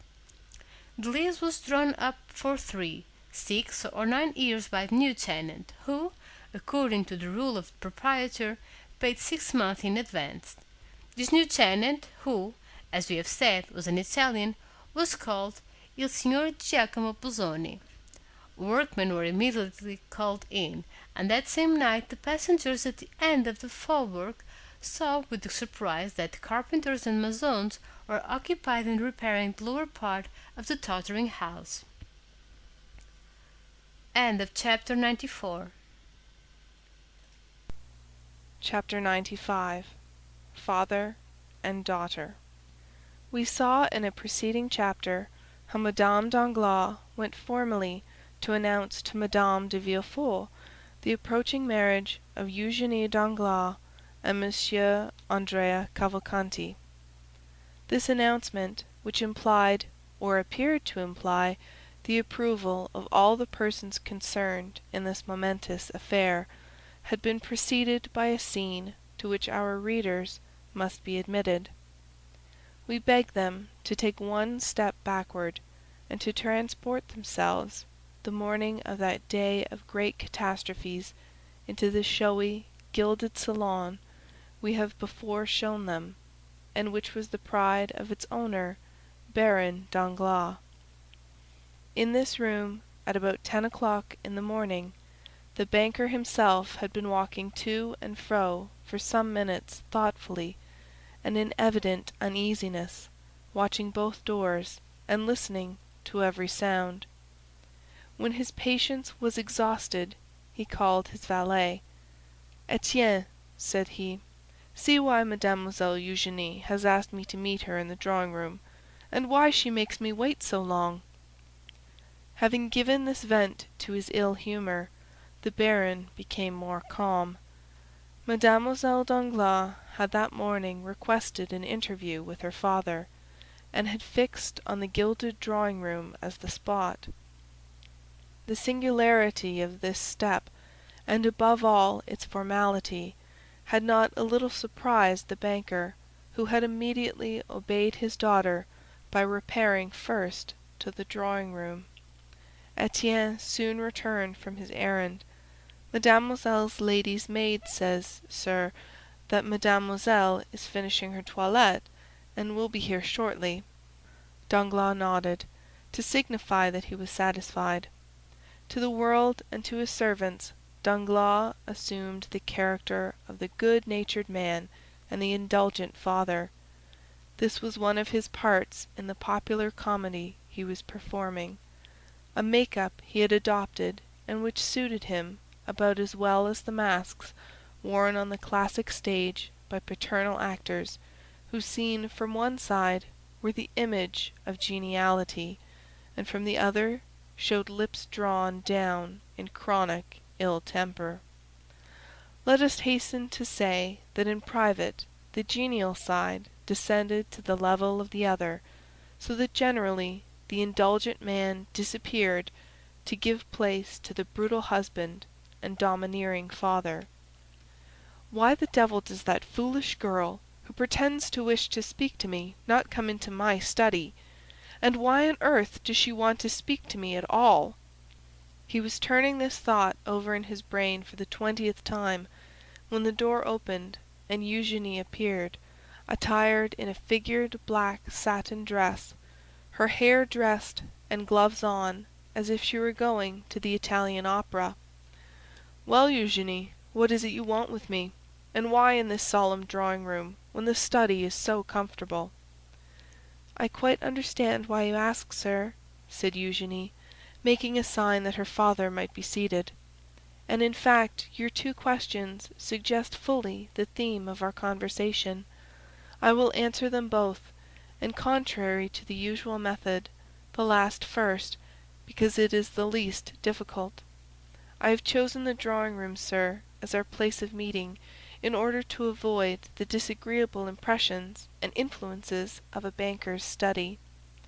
Those gilded cash-books, drawers locked like gates of fortresses, heaps of bank-bills come from I know not where, and the quantities of letters from England, Holland, Spain, India, China, and Peru, have generally a strange influence on a father's mind, and make him forget that there is in the world an interest greater and more sacred than the good opinion of his correspondents. I have, therefore, chosen this drawing-room, where you see, smiling and happy in their magnificent frames, your portrait, mine, my mother's, and all sorts of rural landscapes and touching pastorals. I rely much on external impressions. Perhaps with regard to you they are immaterial, but I should be no artist if I had not some fancies." "Very well," replied M. Danglars, who had listened to all this preamble with imperturbable coolness, but without understanding a word, since, like every man burdened with thoughts of the past, he was occupied with seeking the thread of his own ideas in those of the speaker. "There is, then, the second point cleared up, or nearly so," said Eugénie, without the least confusion, and with that masculine pointedness which distinguished her gesture and her language. "And you appear satisfied with the explanation. Now let us return to the first. You ask me why I have requested this interview. I will tell you in 2 words, sir. I will not marry Count Andrea Cavalcanti." Danglars leaped from his chair and raised his eyes and arms towards heaven. "Yes, indeed, sir," continued Eugénie, still quite calm. "You are astonished, I see, for since this little affair began, I have not manifested the slightest opposition, and yet I am always sure, when the opportunity arrives, to oppose a determined and absolute will to people who have not consulted me, and things which displease me. However, this time my tranquillity, or passiveness, as philosophers say, proceeded from another source. It proceeded from a wish, like a submissive and devoted daughter." A slight smile was observable on the purple lips of the young girl, "to practice obedience." "Well?" asked Danglars. "Well, sir," replied Eugénie, "I have tried to the very last, and now that the moment has come, I feel in spite of all my efforts that it is impossible." "But," said Danglars, whose weak mind was at first overwhelmed with the weight of this pitiless logic, marking evident premeditation and force of will, "what is your reason for this refusal, Eugénie? What reason do you assign?" "My reason," replied the young girl, "well, it is not that the man is more ugly, more foolish, or more disagreeable than any other. No, Monsieur Andrea Cavalcanti may appear to those who look at men's faces and figures as a very good specimen of his kind. It is not either that my heart is less touched by him than any other. That would be a schoolgirl's reason, which I consider quite beneath me. I actually love no one, sir. You know it, do you not? I do not then see why, without real necessity, I should encumber my life with a perpetual companion. Has not some sage said, 'Nothing too much'? And another, 'I carry all my effects with me'? I have been taught these 2 aphorisms in Latin and in Greek. One is, I believe, from Phaedrus, and the other from Bias. Well, my dear father, in the shipwreck of life, for life is an eternal shipwreck of our hopes, I cast into the sea my useless encumbrance. That is all, and I remain with my own will, disposed to live perfectly alone, and consequently perfectly free." "Unhappy girl, unhappy girl!" murmured Danglars, turning pale, for he knew from long experience the solidity of the obstacle he had so suddenly encountered. "Unhappy girl," replied Eugénie. "Unhappy girl, do you say, sir? No, indeed. The exclamation appears quite theatrical and affected. Happy, on the contrary, for what I am in want of. The world called me beautiful. It is something to be well received. I like a favorable reception.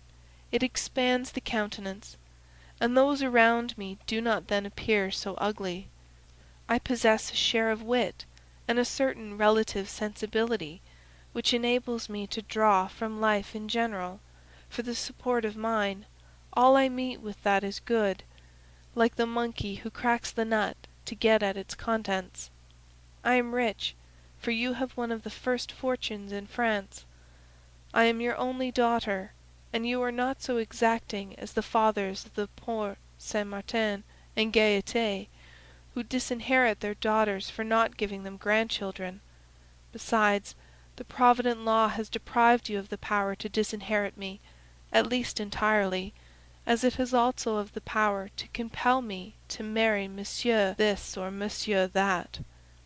And so, being beautiful, witty, somewhat talented, as the comic operas say, and rich, and that is happiness, sir, why do you call me unhappy?"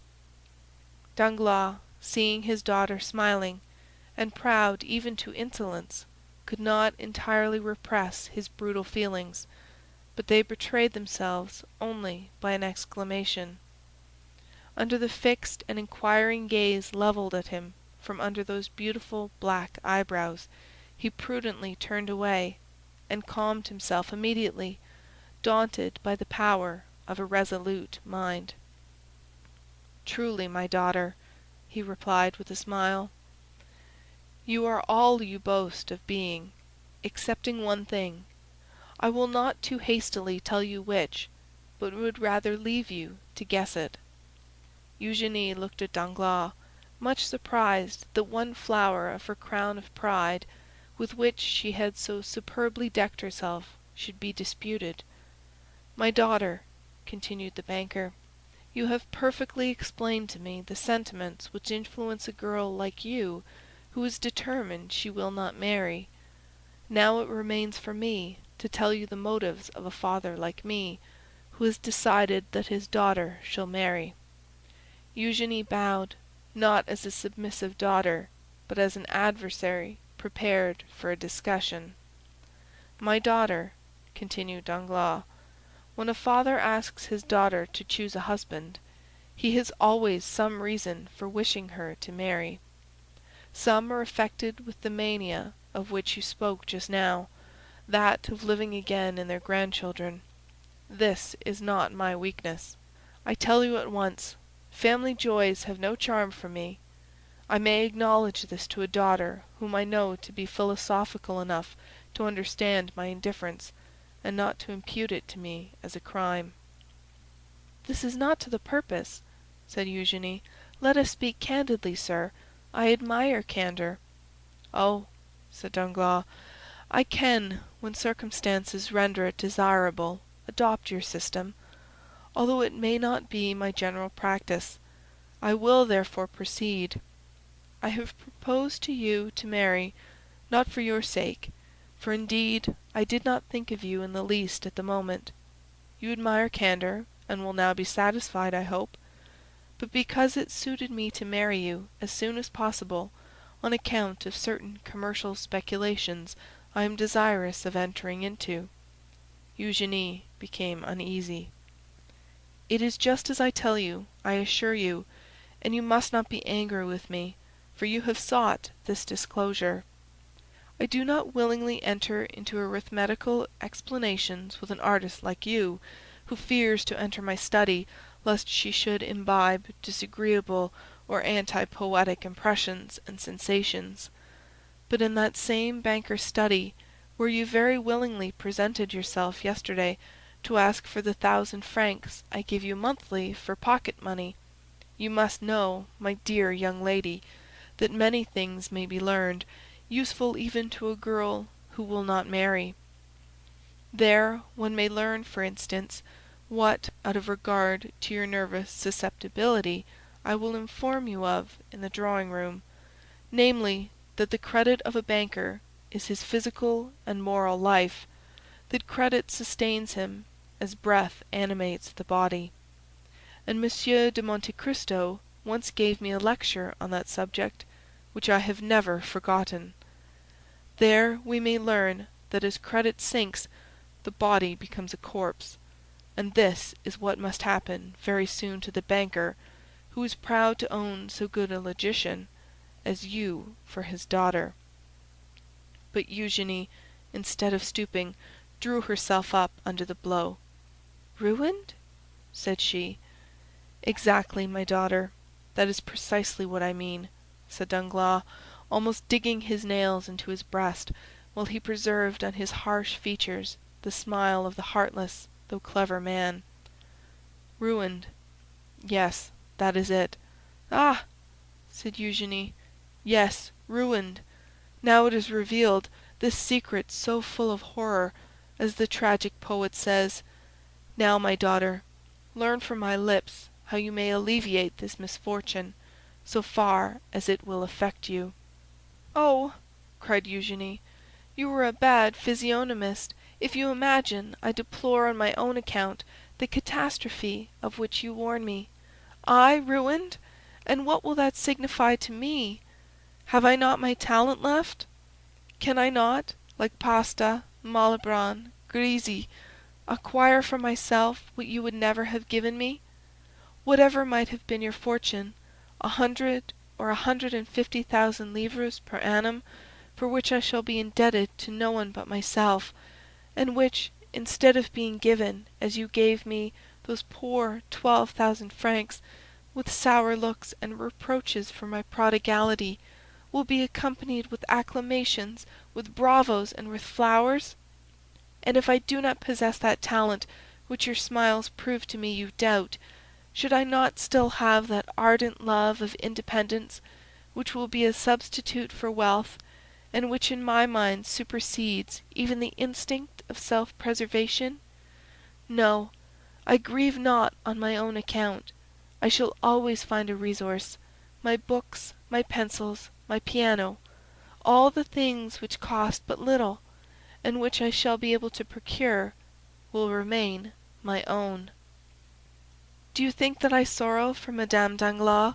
Undeceive yourself again. Either I am greatly mistaken, or she has provided against the catastrophe which threatens you, and which will pass over without affecting her. She has taken care for herself, at least I hope so, for her attention has not been diverted from her projects by watching over me. She has fostered my independence by professedly indulging my love for liberty. Oh no, sir, from my childhood I have seen too much, and understood too much, of what has passed around me, for misfortune to have an undue power over me. From my earliest recollections I have been beloved by no one, so much the worse, that has naturally led me to love no one, so much the better. Now you have my profession of faith."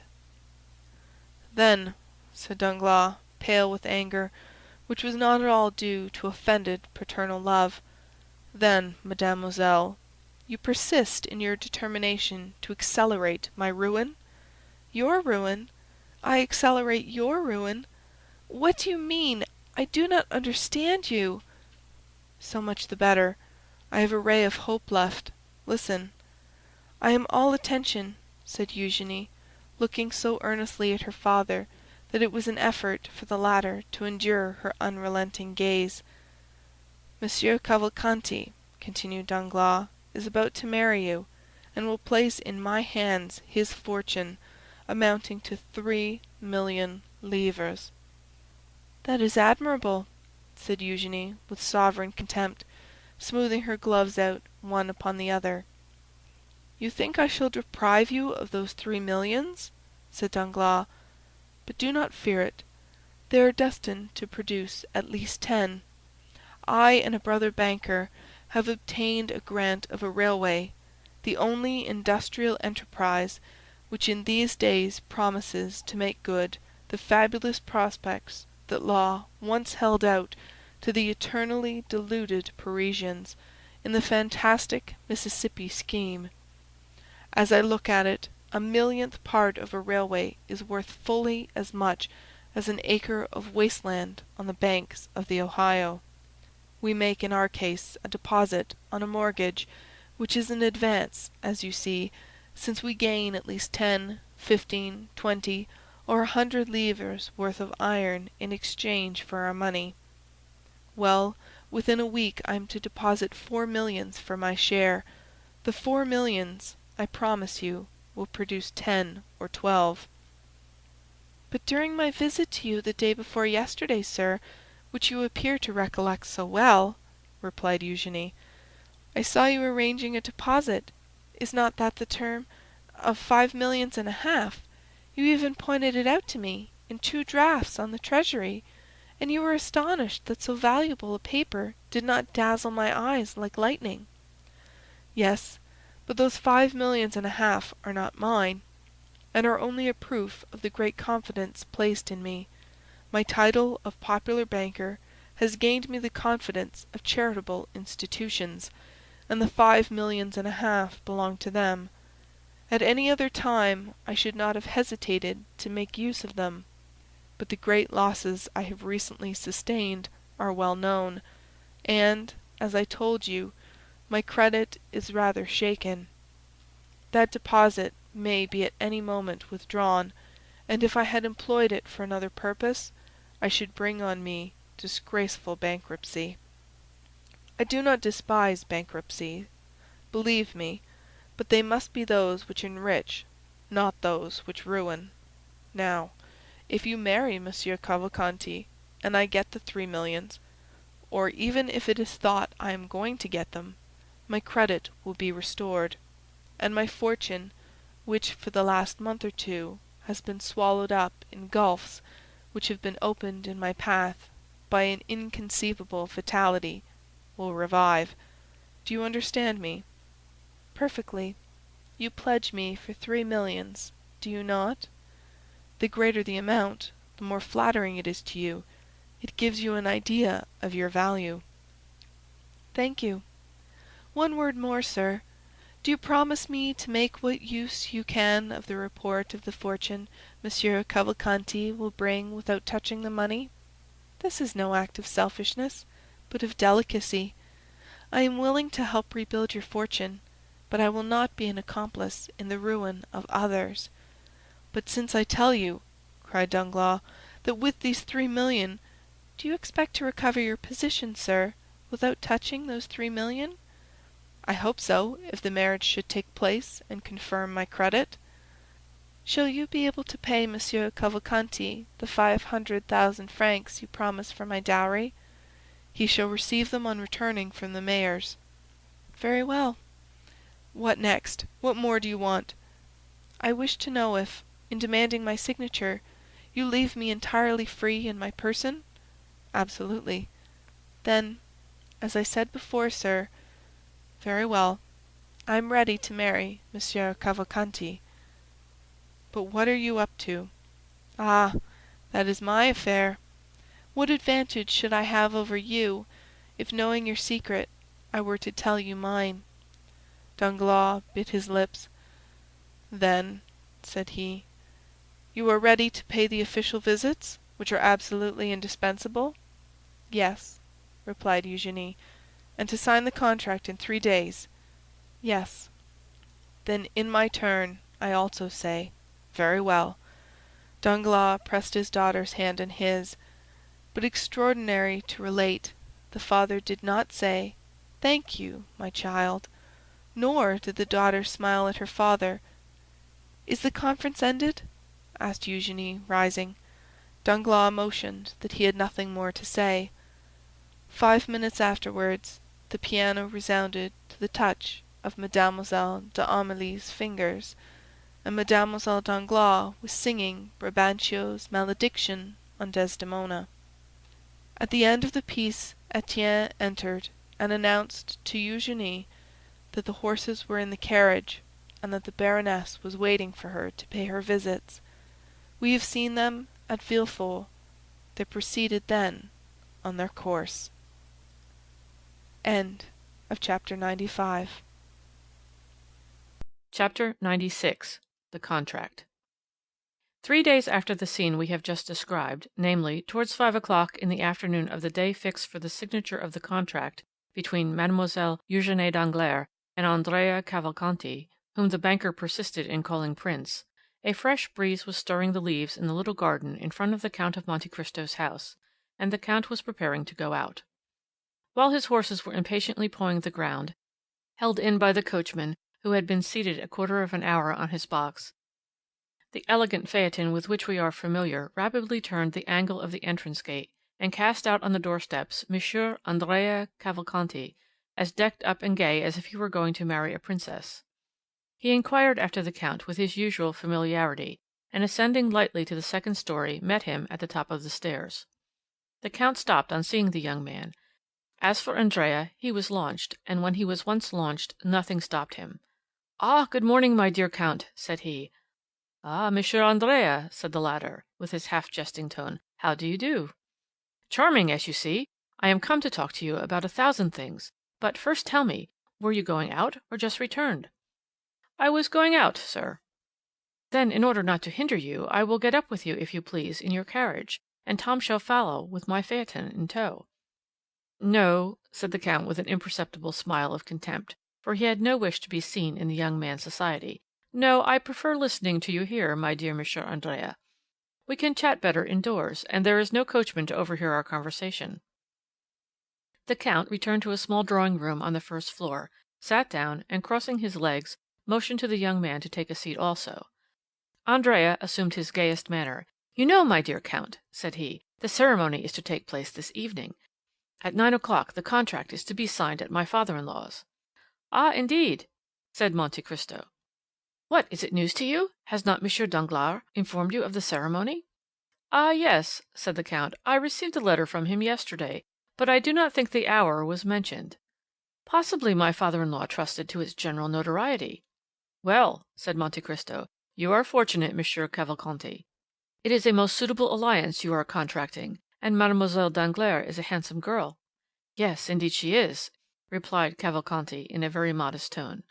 "Above all, she is very rich; at least, I believe so," said Monte Cristo. "Very rich, do you think?" replied the young man. "Doubtless; it is said Monsieur Danglars conceals at least half of his fortune." "And he acknowledges 15 or 20 millions," said Andrea with a look sparkling with joy.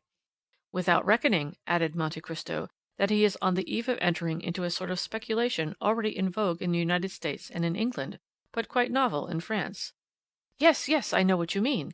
The railway, of which he has obtained the grant, is it not?" "Precisely. It is generally believed he will gain 10 millions by that affair." "10 millions! Do you think so? It is magnificent," said Cavalcanti, who was quite confounded at the metallic sound of these golden words. "Without reckoning," replied Monte Cristo, "that all his fortune will come to you, and justly too, since Mademoiselle Danglars is an only daughter. Besides, your own fortune, as your father assured me, is almost equal to that of your betrothed. But enough of money matters. Do you know, Monsieur Andrea, I think you have managed this affair rather skillfully?" "Not badly, by any means," said the young man. "I was born for a diplomatist." "Well, you must become a diplomatist. Diplomacy, you know, is something that is not to be acquired; it is instinctive. Have you lost your heart?" "Indeed, I fear it," replied Andrea, in the tone in which he had heard Durante or Valère reply to Alceste at the Théâtre Français, in Molière's comedy Le Misanthrope. "Is your love returned?" "I suppose so," said Andrea with a triumphant smile, "since I am accepted; but I must not forget one grand point." "Which?" "That I have been singularly assisted." "Nonsense!" "I have, indeed." "By circumstances?" "No, by you." "By me?" "Not at all, Prince," said Monte Cristo, laying a marked stress on the title. "What have I done for you? Are not your name, your social position, and your merit sufficient?" "No," said Andrea, "no, it is useless for you to say so, Count. I maintain that the position of a man like you has done more than my name, my social position, and my merit." "You are completely mistaken, sir," said Monte Cristo coldly, who felt the perfidious maneuver of the young man, and understood the bearing of his words. "You only acquired my protection after the influence and fortune of your father had been ascertained; for, after all, who procured for me, who had never seen either you or your illustrious father, the pleasure of your acquaintance? Two of my good friends, Lord Wilmore and the Abbé Busoni. What encouraged me not to become your surety, but to patronize you? Your father's name, so well known in Italy and so highly honored. Personally, I do not know you." This calm tone and perfect ease made Andrea feel that he was, for the moment, restrained by a more muscular hand than his own, and that the restraint could not be easily broken through. "Oh, then my father has really a very large fortune, Count?" "It appears so, sir," replied Monte Cristo. "Do you know if the marriage settlement he promised me has come?" "I have been advised of it." "But the 3 millions?" "The 3 millions are probably on the road." "Then I shall really have them?" "Oh, well," said the count, "I do not think that you have yet known the want of money." Andrea was so surprised that he pondered the matter for a moment. Then arousing from his reverie, "Now, sir, I have one request to make to you, which you will understand, even if it should be disagreeable to you." "Proceed," said Monte Cristo. "I have formed an acquaintance, thanks to my good fortune, with many noted persons, and have, at least for the moment, a crowd of friends. But marrying, as I am about to do, before all Paris, I ought to be supported by an illustrious name, and in the absence of the paternal hand, some powerful one ought to lead me to the altar. Now, my father is not coming to Paris, is he? He is old, covered with wounds, and suffers dreadfully, he says, in travelling. Indeed. Well, I am come to ask a favour of you. Of me? Yes, of you. And pray what may it be? Well, to take his part. Ah, my dear sir, what? After the varied relations I have had the happiness to sustain towards you, can it be that you know me so little as to ask such a thing? Ask me to lend you 500,000, and, although such a loan is somewhat rare, on my honour you would annoy me less. Know then what I thought I had already told you, that in participation in this world's affairs, more especially in their moral aspects, the Count of Monte Cristo has never ceased to entertain the scruples and even the superstitions of the East. I, who have a seraglio at Cairo, one at Smyrna, and one at Constantinople, preside at a wedding? Never! Then you refuse me? Decidedly, and were you my son or my brother, I would refuse you in the same way. But what must be done? Said Andrea, disappointed. You said just now that you had 100 friends. Very true, but you introduced me at Monsieur Danglars'. Not at all. Let us recall the exact facts. You met him at a dinner party at my house, and you introduced yourself at his house. That is a totally different affair. Yes, but by my marriage you have forwarded that. I? Not in the least, I beg you to believe. Recollect what I told you when you asked me to propose you. Oh, I never make matches, my dear prince. It is my settled principle. Andrea bit his lips. But at least will you be there? Will all Paris be there? Oh, certainly. Well, like all Paris, I shall be there too, said the Count. And will you sign the contract? I see no objection to that. My scruples do not go thus far. Well, since you will grant me no more, I must be content with what you give me. But one word more, Count. What is it? Advice. Be careful, advice is worse than a service.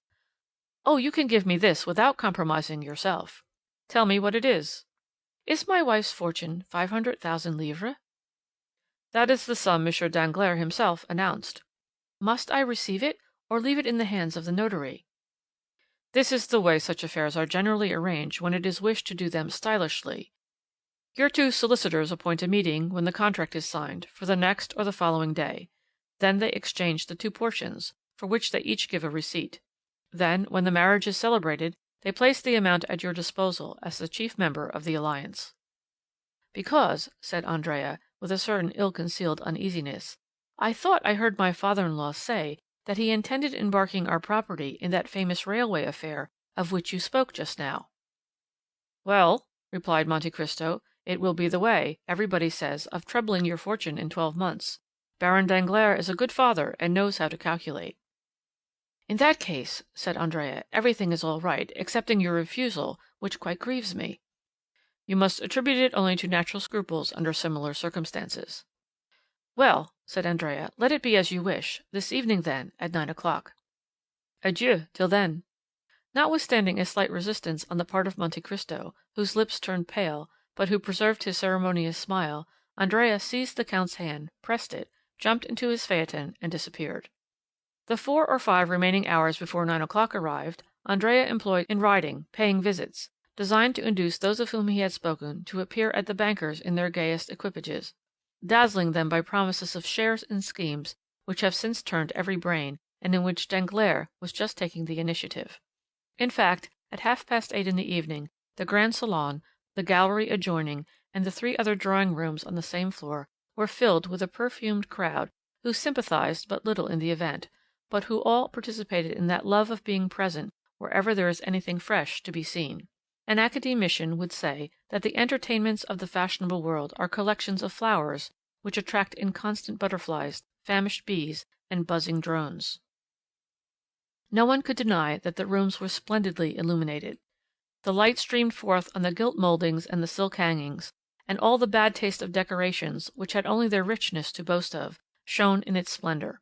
Mademoiselle Eugénie was dressed with an elegant simplicity in a figured white silk dress, and a white rose half concealed in her jet-black hair was her only ornament, unaccompanied by a single jewel. Her eyes, however, betrayed that perfect confidence which contradicted the girlish simplicity of this modest attire. Madame Danglars was chatting at a short distance with Debray, Beauchamp, and Château Renaud. Debray was admitted to the house for this grand ceremony, but on the same plane with everyone else, and without any particular privilege. M. Danglars, surrounded by deputies and men connected with the revenue, was explaining a new theory of taxation which he intended to adopt when the course of events had compelled the government to call him into the ministry. Andrea, on whose arm hung one of the most consummate dandies of the opera, was explaining to him rather cleverly, since he was obliged to be bold, to appear at ease, his future projects, and the new luxuries he meant to introduce to Parisian fashions with his 175,000 livres per annum. The crowd moved to and fro in the rooms like an ebb and flow of turquoises, rubies, emeralds, opals, and diamonds. As usual, the oldest women were the most decorated, and the ugliest the most conspicuous. If there was a beautiful lily or a sweet rose, you had to search for it, concealed in some corner behind a mother with a turban, or an aunt with a bird of paradise. At each moment, in the midst of the crowd, the buzzing and the laughter, the doorkeeper's voice was heard announcing some name well known in the financial department, respected in the army, or illustrious in the literary world, and which was acknowledged by a slight movement in the different groups. But for one whose privilege it was to agitate that ocean of human waves, how many were received with a look of indifference or a sneer of disdain? At the moment when the hand of the massive timepiece, representing Endymion asleep, pointed to 9 on his golden face, and the hammer, the faithful type of mechanical thought, struck 9 times, the name of the Count of Monte Cristo resounded in its turn, and as if by an electric shock, all the assembly turned towards the door. The Count was dressed in black, and with his habitual simplicity. His white waistcoat displayed his expansive, noble chest, and his black stock was singularly noticeable because of its contrast with the deadly paleness of his face. His only jewellery was a chain, so fine that the slender gold thread was scarcely perceptible on his white waistcoat. A circle was immediately formed around the door. The Count perceived at one glance Madame Danglars at one end of the drawing-room, M. Danglars at the other, and Eugénie in front of him. He first advanced toward the Baroness, who was chatting with Madame de Villefort, who had come alone, Valentine being still an invalid, and without turning aside, so clear was the road left for him, he passed from the Baroness to Eugénie, whom he complimented in such rapid and measured terms that the proud artist was quite struck. Near her was Mademoiselle Louise d'Armilly, who thanked the Count for the letters of introduction he had so kindly given her, for Italy, which she intended immediately to make use of. On leaving these ladies, he found himself with Danglars, who had advanced to meet him. Having accomplished these 3 social duties, Monte Cristo stopped, looking around him with an expression peculiar to a certain class, which seems to say, I have done my duty, now let others do theirs. Andrea, who was in an adjoining room, had shared in the sensation caused by the arrival of Monte Cristo, and now came forward to pay his respects to the Count. He found him completely surrounded; all were eager to speak to him, as is always the case with those whose words are few and weighty. The solicitors arrived at this moment, and arranged their scrawled papers on the velvet cloth embroidered with gold which covered the table prepared for the signature. It was a gilt table supported on lions' claws. One of the notaries sat down, the other remained standing. They were about to proceed to the reading of the contract, which half Paris assembled was to sign.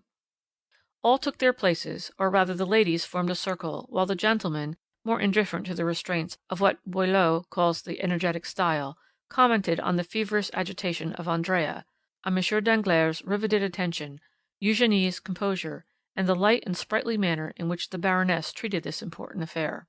The contract was read during a profound silence, but as soon as it was finished the buzz was redoubled through all the drawing-rooms. The brilliant sums and the rolling millions which were to be at the command of the 2 young people, and which crowned the display of the wedding presents and the young lady's diamonds, which had been made in a room entirely appropriated for that purpose, had exercised to the full their delusions over the envious assembly. Mademoiselle Danglars' charms were heightened in the opinion of the young men, and for the moment seemed to outvie the sun in splendor. As for the ladies, it is needless to say that while they coveted the millions, they thought they did not need them for themselves, as they were beautiful enough without them. Andrea, surrounded by his friends, complimented, flattered, beginning to believe in the reality of his dream, was almost bewildered. The notary solemnly took the pen, flourished it above his head, and said, "Gentlemen, we are about to sign the contract."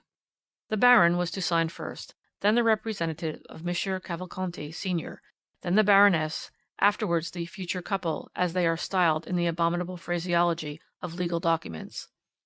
The Baron took the pen and signed, then the representative. The Baroness approached, leaning on Madame de Villefort's arm. "My dear," said she, as she took the pen, "is it not vexatious? An unexpected incident in the affair of murder and theft at the Count of Monte Cristo's, in which he nearly fell a victim, deprives us of the pleasure of seeing M. de Villefort." "Indeed," said M. Danglars, in the same tone in which he would have said, "Oh, well, what do I care?" "As a matter of fact," said Monte Cristo, approaching, "I am much afraid that I am the involuntary cause of his absence." "What, you, Count?" said Madame Danglars, signing. "If you are, take care, for I shall never forgive you." Andrea pricked up his ears. "But it is not my fault, as I shall endeavor to prove." Everyone listened eagerly. Monte Cristo, who so rarely opened his lips, was about to speak. "You remember," said the count, during the most profound silence, "that the unhappy wretch who came to rob me died at my house. The supposition is that he was stabbed by his accomplice, on attempting to leave it." "Yes," said Danglars. "In order that his wounds might be examined, he was undressed, and his clothes were thrown into a corner, where the police picked them up, with the exception of the waistcoat, which they overlooked." Andrea turned pale, and drew towards the door. He saw a cloud rising in the horizon, which appeared to forebode a coming storm. "Well, this waistcoat was discovered today, covered with blood, and with a hole over the heart." The ladies screamed, and 2 or 3 prepared to faint. "It was brought to me. No one could guess what the dirty rag could be. I alone suspected that it was the waistcoat of the murdered man. My valet, in examining this mournful relic, felt a paper in the pocket, and drew it out. It was a letter addressed to you, Baron." "To me?" cried Danglars. "Yes, indeed, to you. I succeeded in deciphering your name under the blood with which the letter was stained," replied Monte Cristo, amid the general outburst of amazement. "But," asked Madame Danglars, looking at her husband with uneasiness, "how could that prevent M. de Villefort—" "In this simple way, madame," replied Monte Cristo. "The waistcoat and the letter were both what is termed circumstantial evidence. I therefore sent them to the king's attorney." "You understand, my dear baron, that legal methods are the safest in criminal cases. It was, perhaps, some plot against you."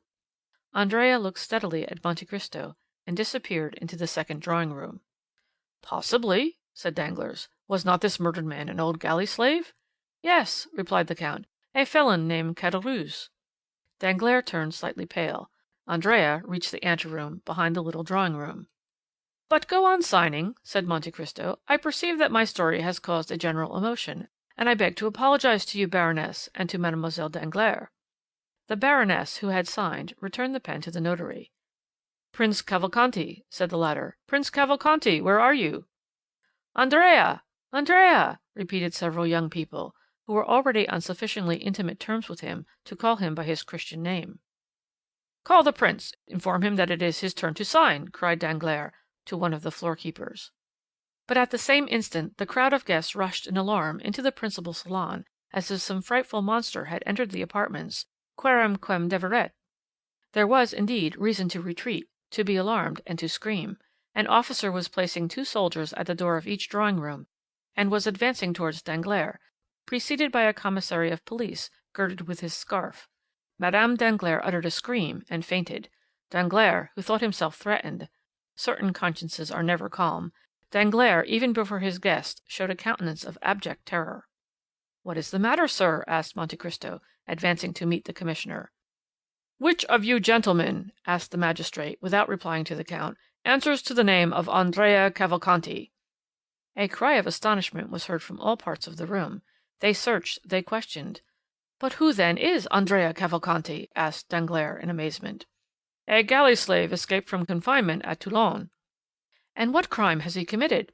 "He is accused," said the commissary with his inflexible voice, "of having assassinated the man named Caderousse, his former companion in prison, at the moment he was making his escape from the house of the Count of Monte Cristo."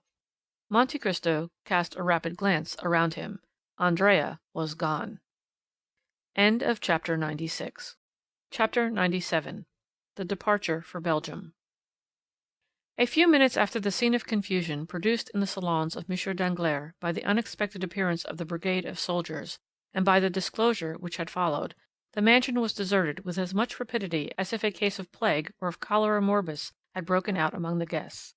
In a few minutes, through all the doors, down all the staircases, by every exit, every one hastened to retire, or rather to fly, for it was a situation where the ordinary condolences, which even the best friends are so eager to offer in great catastrophes, were seen to be utterly futile.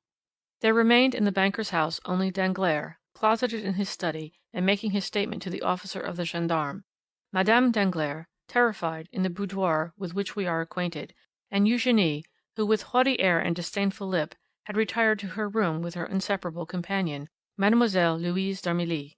As for the numerous servants, more numerous that evening than usual, for their number was augmented by cooks and butlers from the Café de Paris, venting on their employers their anger at what they termed the insult to which they had been subjected, they collected in groups in the hall, in the kitchens, or in their rooms, thinking very little of their duty, which was thus naturally interrupted.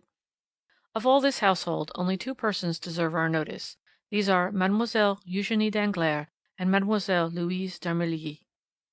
The betrothed had retired, as we said, with haughty air, disdainful lip, and the demeanour of an outraged queen, followed by her companion, who was paler and more disturbed than herself. On reaching her room, Eugénie locked her door, while Louise fell on a chair. "Ah, what a dreadful thing!" said the young musician. "Who would have suspected it? Monsieur Andrea Cavalcanti, a murderer, a galley slave escaped, a convict!" An ironical smile curled the lip of Eugénie. "In truth, I was fated," said she. "I escaped the Morcerf, only to fall into the Cavalcanti." "Oh, do not confound the two, Eugénie." "Hold your tongue. The men are all infamous, and I am happy to be able now to do more than detest them. I despise them." "What shall we do?" asked Louise. "What shall we do?" "Yes." "Why, the same we had intended doing 3 days since, set off." "What? Although you are not going to be married, you intend still? Listen, Louise. I hate this life of the fashionable world, always ordered, measured, ruled like our music paper. What I have always wished for, desired, and coveted is the life of an artist, free and independent, relying only on my own resources, and accountable only to myself. Remain here? What for? That they may try a month hence to marry me again, and to whom? Monsieur Debray, perhaps, as it was once proposed. No, Louise, no. This evening's adventure will serve for my excuse. I did not seek one, I did not ask for one. God sends me this, and I hail it joyfully." "How strong and courageous you are!" said the fair, frail girl to her brunette companion. "Did you not yet know me? Come, Louise, let us talk of our affairs. The post-chaise was happily bought 3 days since." "Have you had it sent where we are to go for it?" "Yes." "Our passport?" "Here it is." And Eugénie, with her usual precision, opened a printed paper and read: "Monsieur Léon d'Armilly, 20 years of age, profession artist, hair black, eyes black, travelling with his sister." "Capital! How did you get this passport?" "When I went to ask Monsieur de Monte Cristo for letters to the directors of the theatres at Rome and Naples, I expressed my fears of travelling as a woman. He perfectly understood them, and undertook to procure for me a man's passport, and 2 days after I received this, to which I have added with my own hand, travelling with his sister." "Well," said Eugénie cheerfully, "we have then only to pack up our trunks. We shall start the evening of the signing of the contract, instead of the evening of the wedding, that is all." "But consider the matter seriously, Eugénie." "Oh, I am done with considering. I am tired of hearing only of market reports, of the end of the month, of the rise and fall of Spanish funds, of Haytian bonds. Instead of that, Louise, do you understand? Air, liberty, melody of birds, plains of Lombardy, Venetian canals, Roman palaces, and the Bay of Naples. How much have we, Louise?" The young girl to whom this question was addressed drew from an inlaid secretary a small portfolio with a lock, in which she counted 23 banknotes. 23,000 francs," said she. "And as much, at least, in pearls, diamonds, and jewels," said Eugénie. "We are rich. With 45,000 francs we can live like princesses for 2 years, and comfortably for 4. But before 6 months, you with your music and I with my voice, we shall double our capital. Come, you shall take charge of the money, I of the jewel box, so that if one of us has the misfortune to lose her treasure, the other would still have hers left. Now, the portmanteau. Let us make haste. The portmanteau." "Stop!" said Louise, going to listen at Madame Danglars' door. "What do you fear?" "That we may be discovered." "The door is locked." "They may tell us to open it." "They may if they like, but we will not." "You are a perfect Amazon, Eugénie." And the two young girls began to heap into a trunk all the things they thought they should require. "There now," said Eugénie, While I change my costume, do you lock the portmanteau." Louise pressed all the strength of her little hands on the top of the portmanteau. "But I cannot," said she. "I am not strong enough. Do you shut it." "Ah, you do well to ask," said Eugénie, laughing. "I forgot that I was Hercules, and you only the pale Omphale." And the young girl, kneeling on the top, pressed the two parts of the portmanteau together, and Mademoiselle d'Armilly passed the bolt of the padlock through. When this was done, Eugénie opened a drawer, of which she kept the key, and took from it a wadded violet silk travelling cloak. "Here," said she, "you see I have thought of everything. With this cloak you will not be cold." "But you?"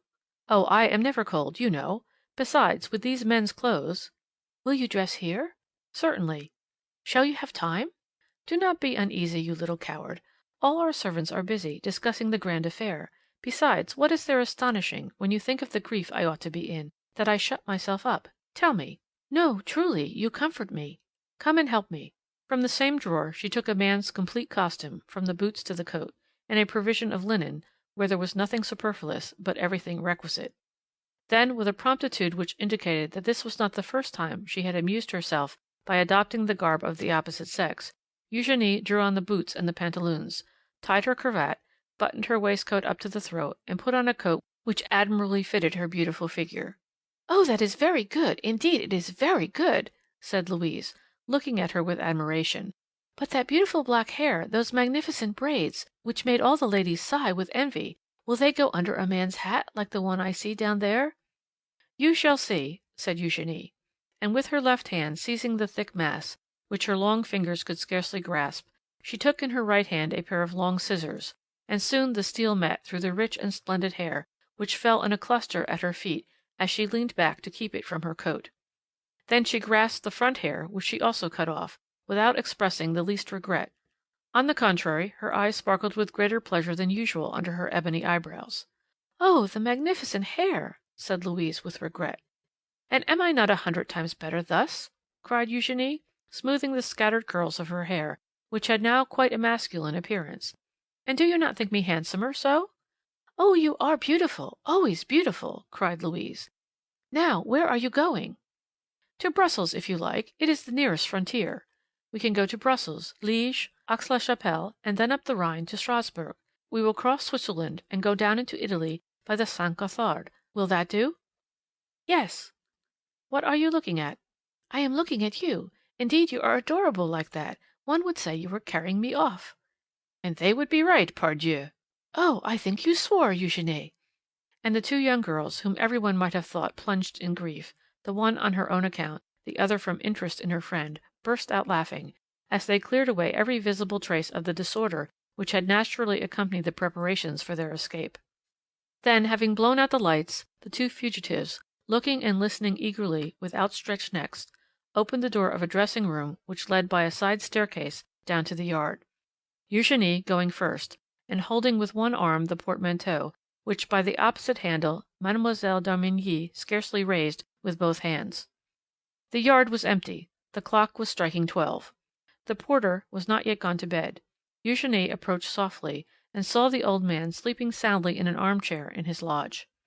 She returned to Louise, took up the portmanteau, which she had placed for a moment on the ground, and they reached the archway under the shadow of the wall.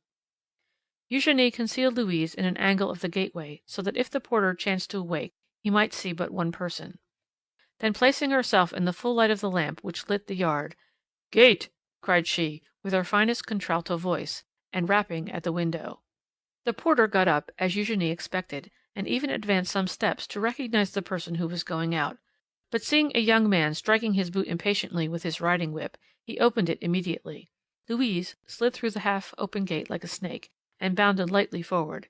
Eugénie, apparently calm, although in all probability her heart beat somewhat faster than usual, went out in her turn. A porter was passing, and they gave him the portmanteau. Then the two young girls, having told him to take it to No. 36 Rue de la Victoire, walked behind this man, whose presence comforted Louise. As for Eugénie, she was as strong as a Judith or a Delilah.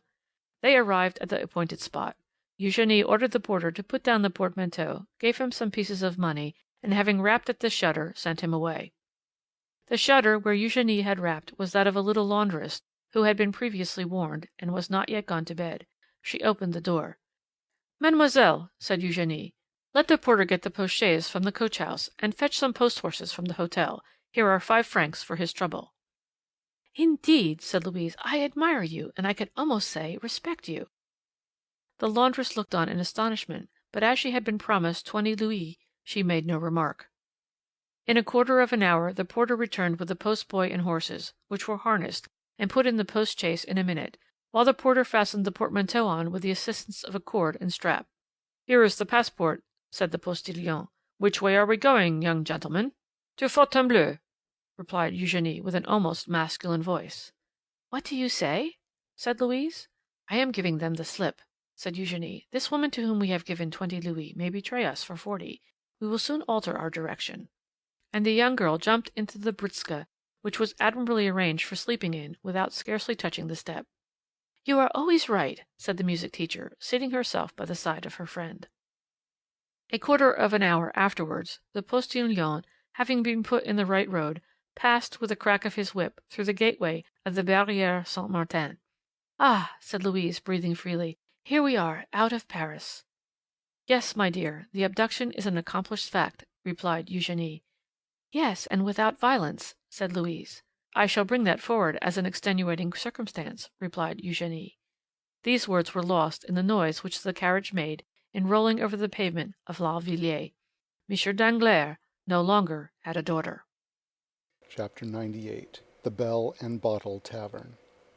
And now let us leave Mademoiselle Danglars and her friend pursuing their way to Brussels, and return to poor Andrea Cavalcanti, so inopportunely interrupted in his rise to fortune. Notwithstanding his youth, Master Andrea was a very skilful and intelligent boy. We have seen that on the first rumor which reached the salon he had gradually approached the door, and crossing 2 or 3 rooms at last disappeared. But we have forgotten to mention one circumstance which nevertheless ought not to be omitted. In one of the rooms he crossed, the trousseau of the bride-elect was on exhibition. There were caskets of diamonds, cashmere shawls, Valenciennes lace, English veilings, and in fact all the tempting things, the bare mention of which makes the hearts of young girls bound with joy, and which is called the corbeille, literally the basket, because wedding gifts were originally brought in such a receptacle. Now, in passing through this room, Andrea proved himself not only to be clever and intelligent, but also provident, for he helped himself to the most valuable of the ornaments before him. Furnished with this plunder, Andrea leaped with a lighter heart from the window, intending to slip through the hands of the gendarmes. Tall and well-proportioned as an ancient gladiator, and muscular as a Spartan, he walked for a quarter of an hour without knowing where to direct his steps, actuated by the sole idea of getting away from the spot where if he lingered he knew that he would surely be taken. Having passed through the Rue Mont Blanc, guided by the instinct which leads thieves always to take the safest path, he found himself at the end of the Rue Lafayette. There he stopped, breathless and panting. He was quite alone. On one side was the vast wilderness of the Saint-Lazare, on the other Paris enshrouded in darkness. "Am I to be captured?" he cried. "No, not if I can use more activity than my enemies. My safety is now a mere question of speed." At this moment he saw a cab at the top of the Faubourg Poissonnière. The dull driver, smoking his pipe, was plodding along toward the limits of the Faubourg Saint-Denis, where no doubt he ordinarily had his station. "Ho, friend," said Benedetto. "What do you want, sir?" asked the driver. "Is your horse tired?" "Tired? Oh, yes, tired enough. He has done nothing the whole of this blessed day.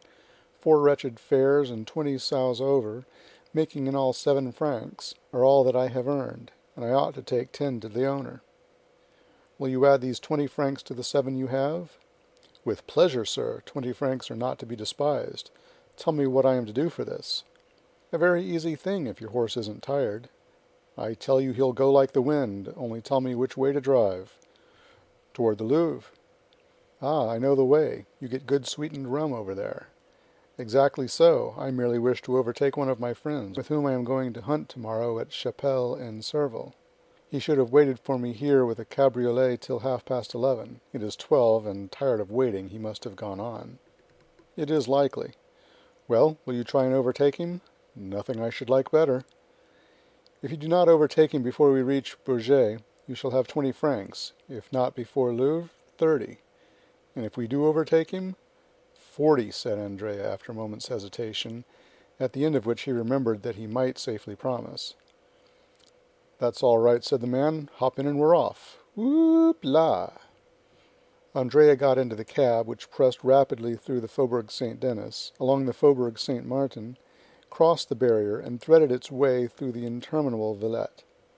They never overtook the chimerical friend, yet Andrea frequently inquired of people on foot whom he passed, and at the inns which were not yet closed, for a green cabriolet and bay horse, and as there are a great many cabriolets to be seen on the road to the Low Countries, and as 9/10 of them are green, the inquiries increased at every step.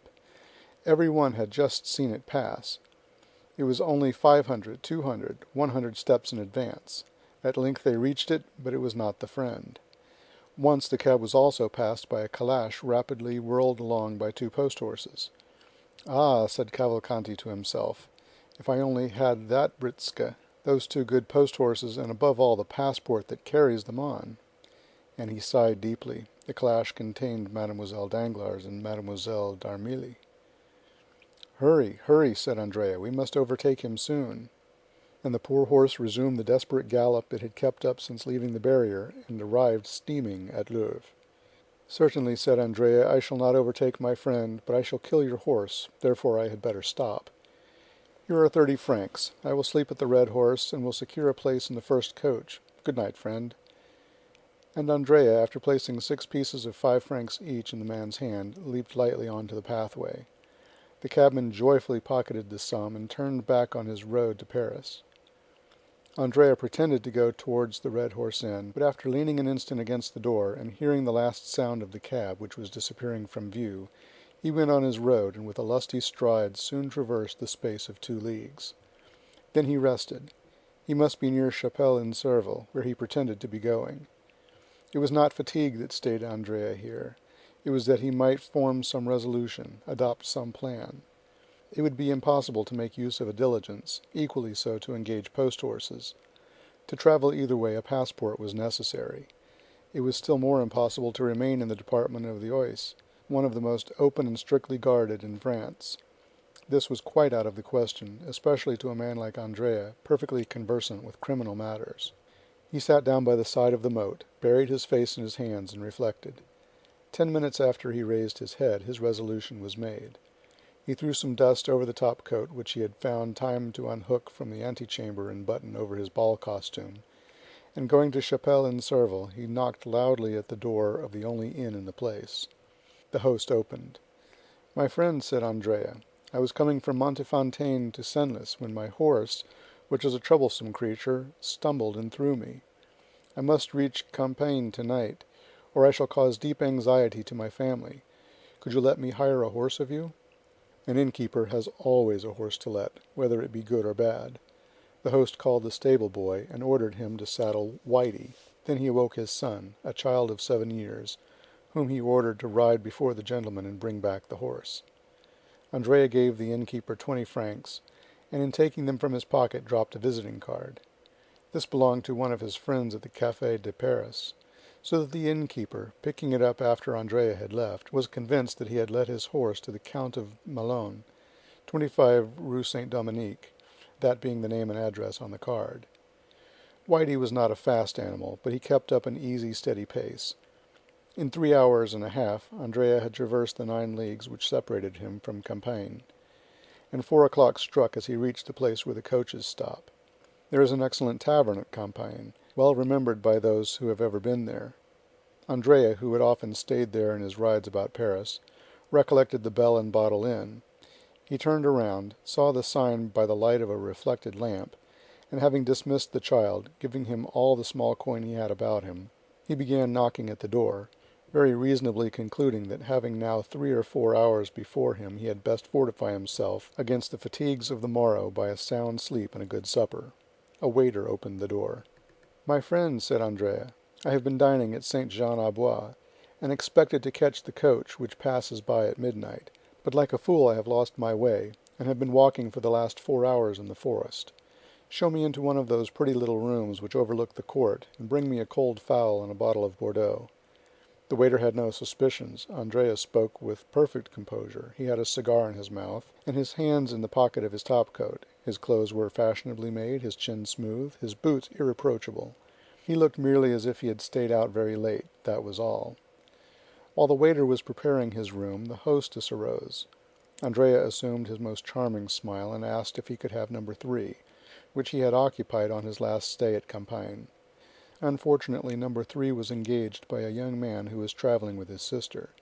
Andrea appeared in despair, but consoled himself when the hostess assured him that number 7, prepared for him, was situated precisely the same as number 3, and while warming his feet and chatting about the last races at Chantilly, he waited until they announced his room to be ready.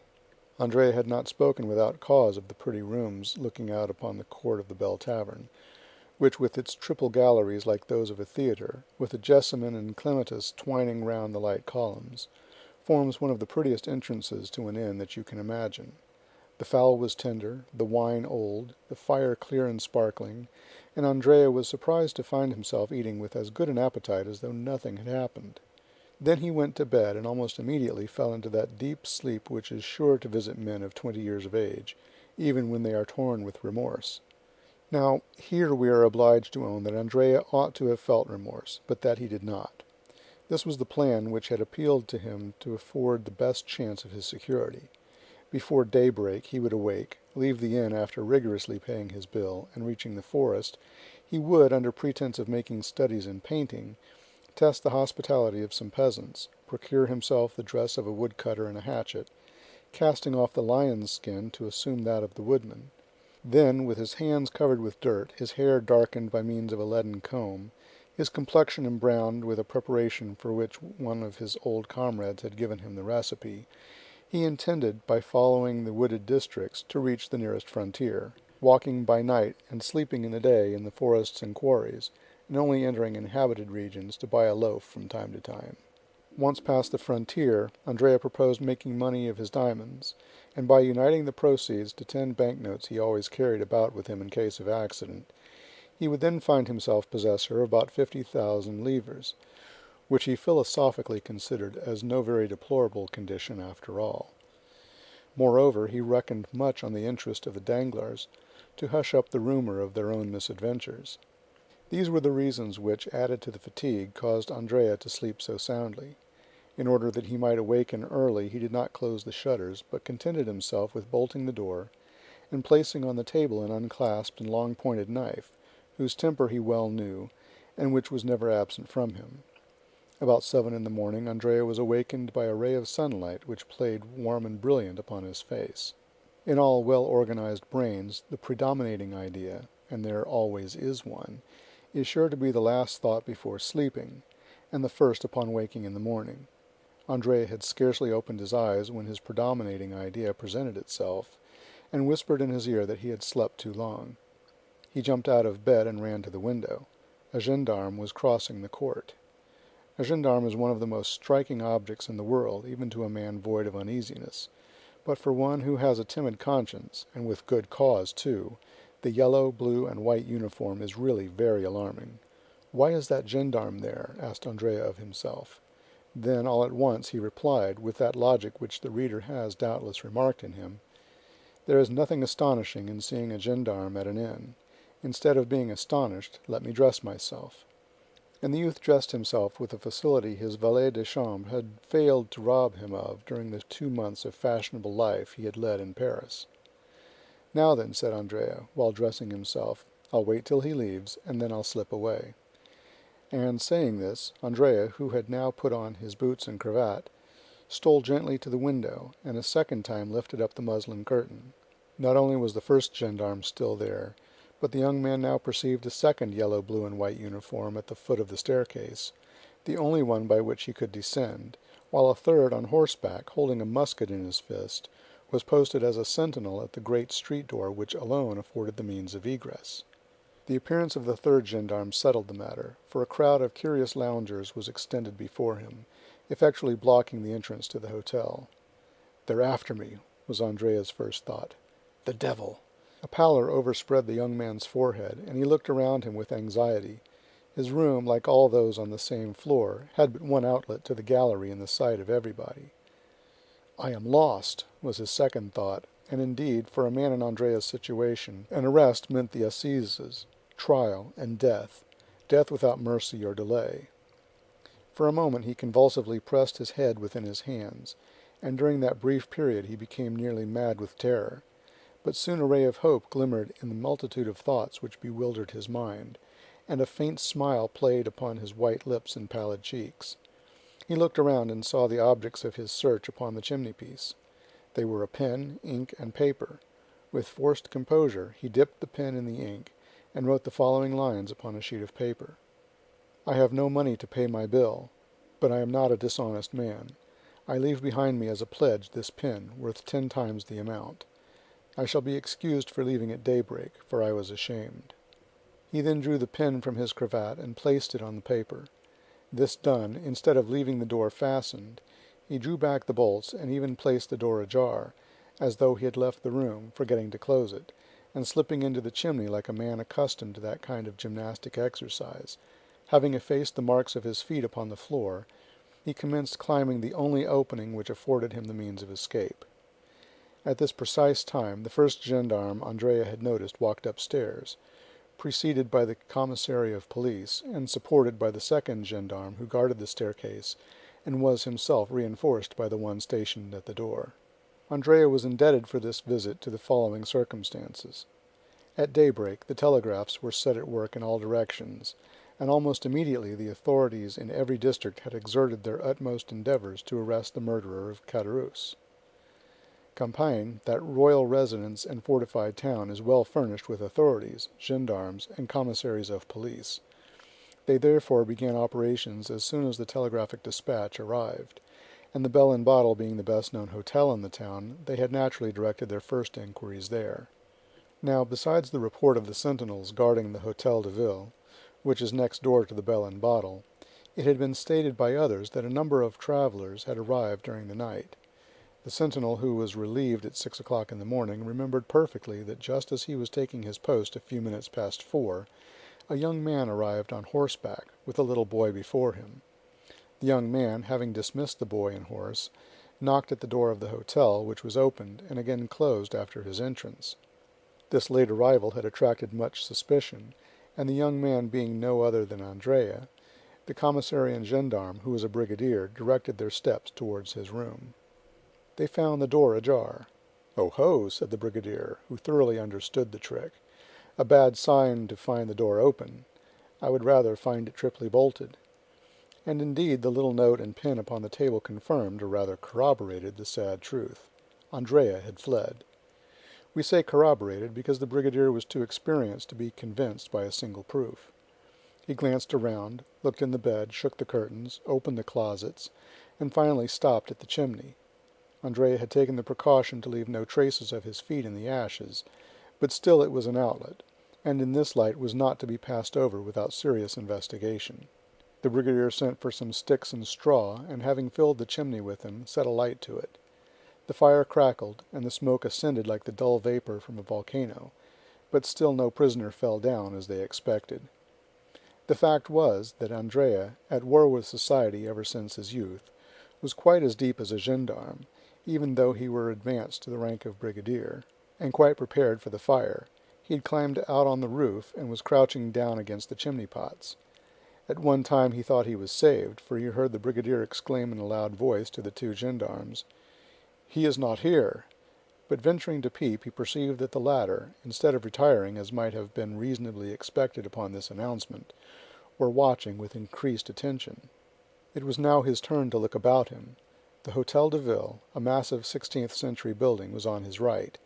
Anyone could descend from the openings in the tower, and examine every corner of the roof below, and Andrea expected momentarily to see the head of a gendarme appear at one of these openings.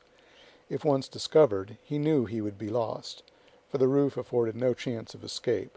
He therefore resolved to descend, not through the same chimney by which he had come up, but by a similar one conducting to another room. He looked around for a chimney from which no smoke issued, and having reached it, he disappeared through the orifice, without being seen by anyone. At the same minute, one of the little windows of the Hotel de Ville was thrown open, and the head of a gendarme appeared. For an instant it remained motionless as one of the stone decorations of the building. Then, after a long sigh of disappointment, the head disappeared. The brigadier, calm and dignified as the law he represented, passed through the crowd, without answering the 1,000 questions addressed to him, and re-entered the hotel. "Well?" asked the two gendarmes. "Well, my boys," said the brigadier, "the brigand must really have escaped early this morning. But we will send to the Villers Cotterets and Noyon roads, and search the forest, when we shall catch him, no doubt." The honorable functionary had scarcely expressed himself thus, in that intonation which is particular to brigadiers of the gendarmerie, when a loud scream, accompanied by the violent ringing of a bell, resounded through the court of the hotel. "Ah! What is that?" cried the brigadier. "Some traveler seems impatient," said the host. "What number was it that rang?" "Number 3. "Run, waiter." At this moment the screams and ringing were redoubled. "Ah," said the brigadier, stopping the servant, "the person who is ringing appears to want something more than a waiter. We will attend upon him with a gendarme. Who occupies number 3? "The little fellow who arrived last night in a post-chaise with his sister, and who asked for an apartment with 2 beds." The bell here rang for the 3rd time, with another shriek of anguish. "Follow me, Mr. Commissary," said the brigadier. "Tread in my steps." "Wait an instant," said the host. "Number 3 has 2 staircases, inside and outside." "Good," said the brigadier. "I will take charge of the inside one. Are the carbines loaded?" "Yes, brigadier." "Well, you guard the exterior, and if he attempts to fly, fire upon him. He must be a great criminal, from what the telegraph says." The brigadier, followed by the commissary, disappeared by the inside staircase, accompanied by the noise which his assertions respecting Andrea had excited in the crowd. This is what had happened. Andrea had very cleverly managed to descend 2/3 of the chimney, but then his foot slipped, and notwithstanding his endeavors, he came into the room with more speed and noise than he intended. It would have signified little had the room been empty, but unfortunately it was occupied. 2 ladies, sleeping in one bed, were awakened by the noise, and fixing their eyes upon the spot whence the sound proceeded, they saw a man. One of these ladies, the fair one, uttered those terrible shrieks which resounded through the house, while the other, rushing to the bell-rope, rang with all her strength. Andrea, as we can see, was surrounded by misfortune. "For pity's sake," he cried, pale and bewildered, without seeing whom he was addressing, "for pity's sake do not call assistance. Save me, I will not harm you." "Andrea, the murderer!" cried one of the ladies. "Eugenie! Mademoiselle Danglars!" exclaimed Andrea, stupefied. "Help! help!" cried Mademoiselle d'Armilly, taking the bell from her companion's hand and ringing it yet more violently. "Save me! I am pursued!" said Andrea, clasping his hands. "For pity, for mercy's sake, do not deliver me up." "It is too late, they are coming," said Eugenie. "Well, conceal me somewhere. You can say you were needlessly alarmed. You can turn their suspicions and save my life." The 2 ladies, pressing closely to one another, and drawing the bedclothes tightly around them, remained silent to this supplicating voice, repugnance and fear taking possession of their minds. "Well, be it so," at length said Eugenie. "Return by the same road you came, and we will say nothing about you, unhappy wretch." "Here he is! Here he is!" cried a voice from the landing. "Here he is! I see him!" The brigadier had put his eye to the keyhole, and had discovered Andrea in a posture of entreaty. A violent blow from the butt end of the musket burst open the lock, 2 more forced out the bolts, and the broken door fell in. Andrea ran to the other door, leading to the gallery, ready to rush out, but he was stopped short, and he stood with his body a little thrown back, pale, and with the useless knife in his clenched hand. "Fly then," cried Mademoiselle d'Armilly, whose pity returned as her fears diminished. "Fly!" "Or kill yourself," said Eugenie, in a tone which a Vestal in the amphitheater would have used, when urging the victorious gladiator to finish his vanquished adversary. Andrea shuddered, and looked on the young girl with an expression which proved how little he understood such ferocious honor. "Kill myself!" he cried, throwing down his knife. "Why should I do so?" "Why, you said," answered Mademoiselle Danglars, "that you would be condemned to die like the worst criminals." "Bah!" said Cavalcanti, crossing his arms, "one has friends." The brigadier advanced to him, sword in hand. "Come, come," said Andrea, "sheathe your sword, my fine fellow. There is no occasion to make such a fuss, since I give myself up." And he held out his hands to be manacled. The girls looked with horror upon this shameful metamorphosis, the man of the world shaking off his covering and appearing as a galley slave. Andrea turned towards them, and with an impertinent smile asked, "Have you any message for your father, Mademoiselle Danglars? For in all probability I shall return to Paris." Eugenie covered her face with her hands. "Oh ho," said Andrea, "you need not be ashamed, even though you did post after me. Was I not nearly your husband?" And with this raillery Andrea went out, leaving the two girls a prey to their own feelings of shame, and to the comments of the crowd. An hour after, they stepped into their calash, both dressed in feminine attire. The gate of the hotel had been closed to screen them from sight, but they were forced, when the door was opened, to pass through a throng of curious glances and whispering voices. Eugenie closed her eyes, but though she could not see, she could hear, and the sneers of the crowd reached her in the carriage. "Oh, why is not the world a wilderness?" she exclaimed, throwing herself into the arms of Mademoiselle d'Armilly, her eyes sparkling with the same kind of rage which made Nero wish that the Roman world had but one neck, that he might sever it at a single blow. The next day they stopped at the Hôtel de Flandre at Brussels. The same evening Andrea was incarcerated in the Conciergerie. End of chapter 98. Chapter 99. The Law. We have seen how quietly Mademoiselle Danglars and Mademoiselle d'Armilly accomplished their transformation in flight, the fact being that every one was too much occupied in his or her own affairs to think of theirs. We will leave the banker contemplating the enormous magnitude of his debt before the phantom of bankruptcy, and follow the Baroness, who, after being momentarily crushed under the weight of the blow which had struck her, had gone to seek her usual adviser, Lucien Debray.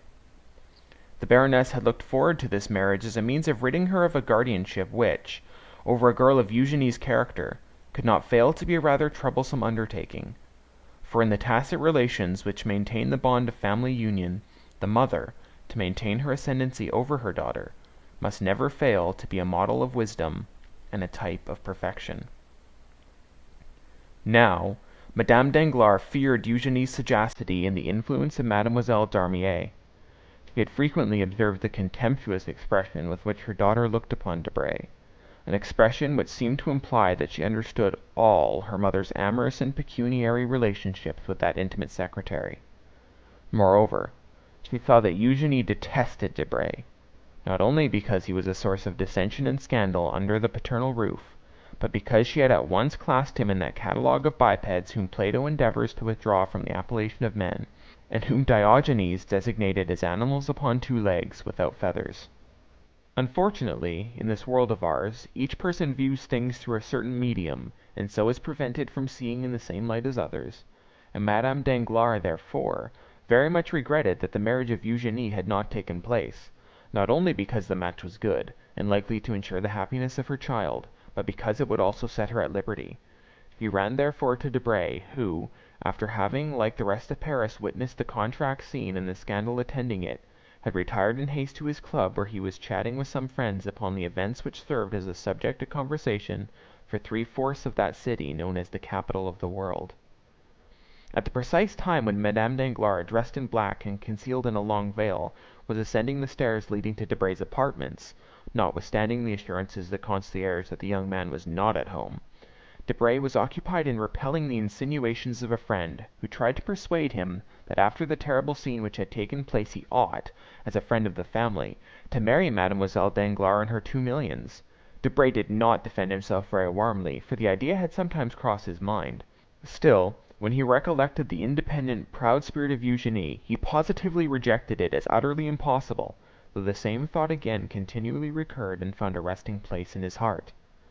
Tea, play, and the conversation which had become interesting during the discussion of such serious affairs, lasted until 1 o'clock in the morning.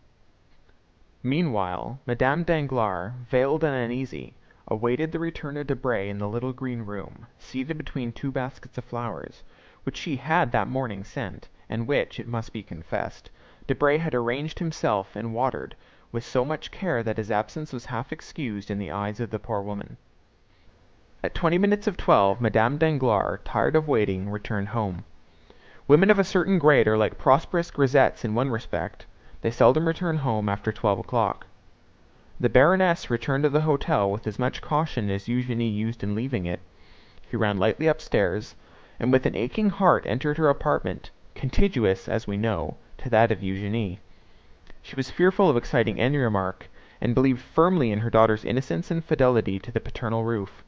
She listened at Eugenie's door, and hearing no sound, tried to enter, but the bolts were in place.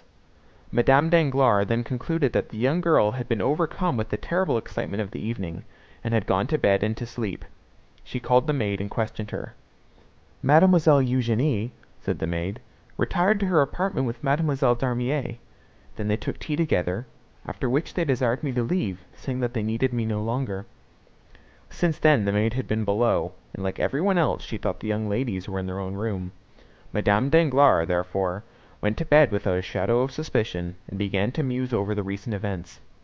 In proportion as her memory became clearer, the occurrences of the evening were revealed in their true light. What she had taken for confusion was a tumult. What she had regarded as something distressing was in reality a disgrace. And then the Baroness remembered that she had felt no pity for poor Mercédès, who had been afflicted with as severe a blow through her husband and son. "Eugenie," she said to herself, "is lost, and so are we.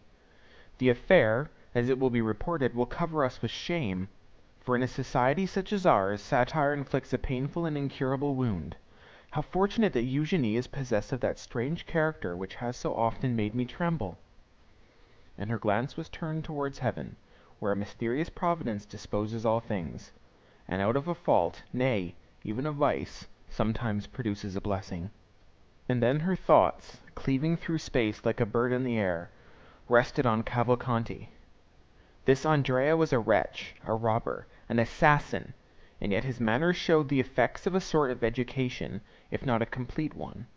He had been presented to the world with the appearance of an immense fortune, supported by an honorable name. How could she extricate herself from this labyrinth? To whom would she apply to help her out of this painful situation? Debray, to whom she had run, with the first instinct of a woman towards the man she loves, and who yet betrays her. Debray could but give her advice. She must apply to someone more powerful than he. The Baroness then thought of Monsieur de Villefort. It was Monsieur de Villefort who had remorselessly brought misfortune into her family, as though they had been strangers. But no. On reflection, the procureur was not a merciless man, and it was not the magistrate, slave to his duties, but the friend, the loyal friend, who roughly but firmly cut into the very core of the corruption. It was not the executioner, but the surgeon, who wished to withdraw the honor of Danglars from ignominious association with the disgraced young man they had presented to the world as their son-in-law. And since Villefort, the friend of Danglars, had acted in this way, no one could suppose that he had been previously acquainted with, or had lent himself to, any of Andrea's intrigues.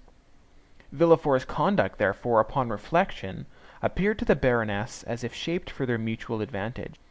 But the inflexibility of the procureur should stop there. She would see him the next day, and if she could not make him fail in his duties as a magistrate, she would, at least, obtain all the indulgence he could allow. She would invoke the past, recall old recollections. She would supplicate him by the remembrance of guilty yet happy days. Monsieur de Villefort would stifle the affair. He had only to turn his eyes on one side, and allow Andrea to fly, and follow up the crime under that shadow of guilt called contempt of court. And after this reasoning, she slept easily. At 9 o'clock next morning she arose, and without ringing for her maid or giving the least sign of her activity, she dressed herself in the same simple style as on the previous night. Then running downstairs, she left the hotel, walked to the Rue de Provence, hailed a cab, and drove to Monsieur de Villefort's house. For the last month this wretched house had presented the gloomy appearance of a lazaretto infected with the plague. Some of the apartments were closed within and without. The shutters were only opened to admit a minute's air, showing the scared face of a footman, and immediately afterwards the windows would be closed, like a gravestone falling on a sepulchre, and the neighbors would say to each other in a low voice, "Will there be another funeral today at the procureur's house?" Madame Danglars involuntarily shuddered at the desolate aspect of the mansion. Descending from the cab, she appeared at the door with trembling knees, and rang the bell. 3 times did the bell ring with a dull, heavy sound, seeming to participate in the general sadness, before the concierge appeared and peeped through the door, which he opened just wide enough to allow his words to be heard.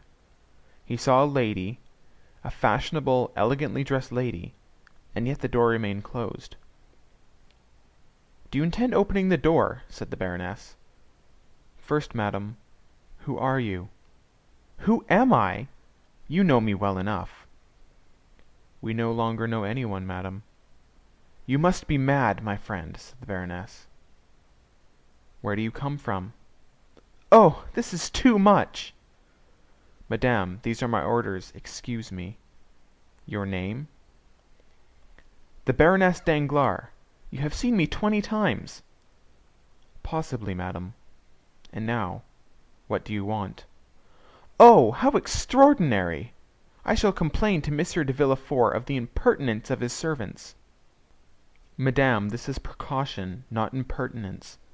No one enters here without an order from Monsieur d'Avrigny, or without speaking to the procureur." "Well, I have business with the procureur." "Is it pressing business?" "You can imagine so, since I have not even brought my carriage out yet. But enough of this. Here is my card. Take it to your master." "Madame will await my return?" "Yes, go." The concierge closed the door, leaving Madame Danglars in the street. She had not long to wait. Directly afterwards the door was opened wide enough to admit her, and when she had passed through, it was again shut. Without losing sight of her for an instant, the concierge took a whistle from his pocket as soon as they had entered the court, and blew it. The valet de chambre appeared at the doorsteps. "You will excuse this poor fellow, madame," he said as he preceded the Baroness, "but his orders are precise, and Monsieur de Villefort begged me to tell you that he could not act otherwise." In the court, showing his merchandise, was a tradesman who had been admitted with the same precautions. The Baroness ascended the steps. She felt herself strongly infected with the sadness which seemed to magnify her own, and still guided by the valet de chambre, who never lost sight of her for an instant, was introduced to the magistrate's study. Preoccupied as Madame Danglars had been with the object of her visit, the treatment she had received from these underlings appeared to her so insulting that she began by complaining of it. But Villefort, raising his hand, bowed down by grief, looked up at her with so sad a smile that her complaints died upon her lips. "Forgive my servants," he said. "For a terror I cannot blame them for. From being suspected they have become suspicious."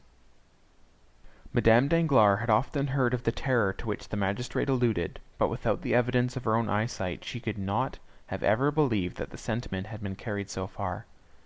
"You too, then, are unhappy," she said. "Yes, madame," replied the magistrate. "Then you pity me?" "Sincerely, madame." "And you understand what brings me here?"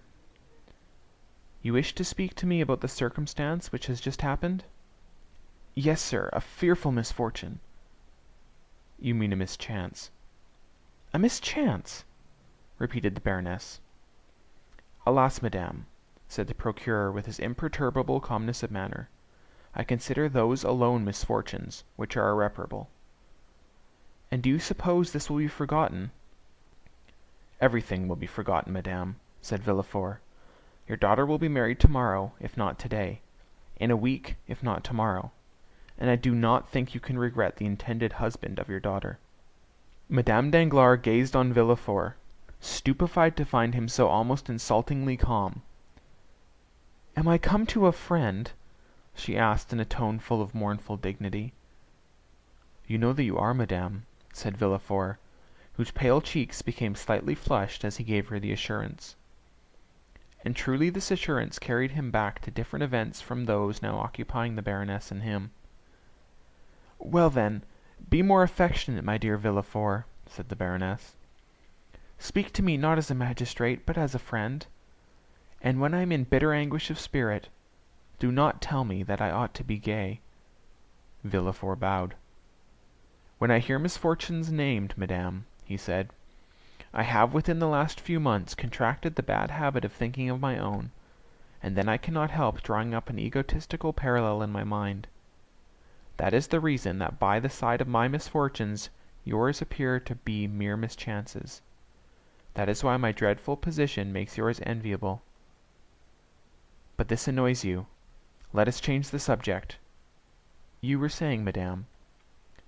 I came to ask you, my friend, said the Baroness, what will be done with this impostor? Impostor, repeated Villefort.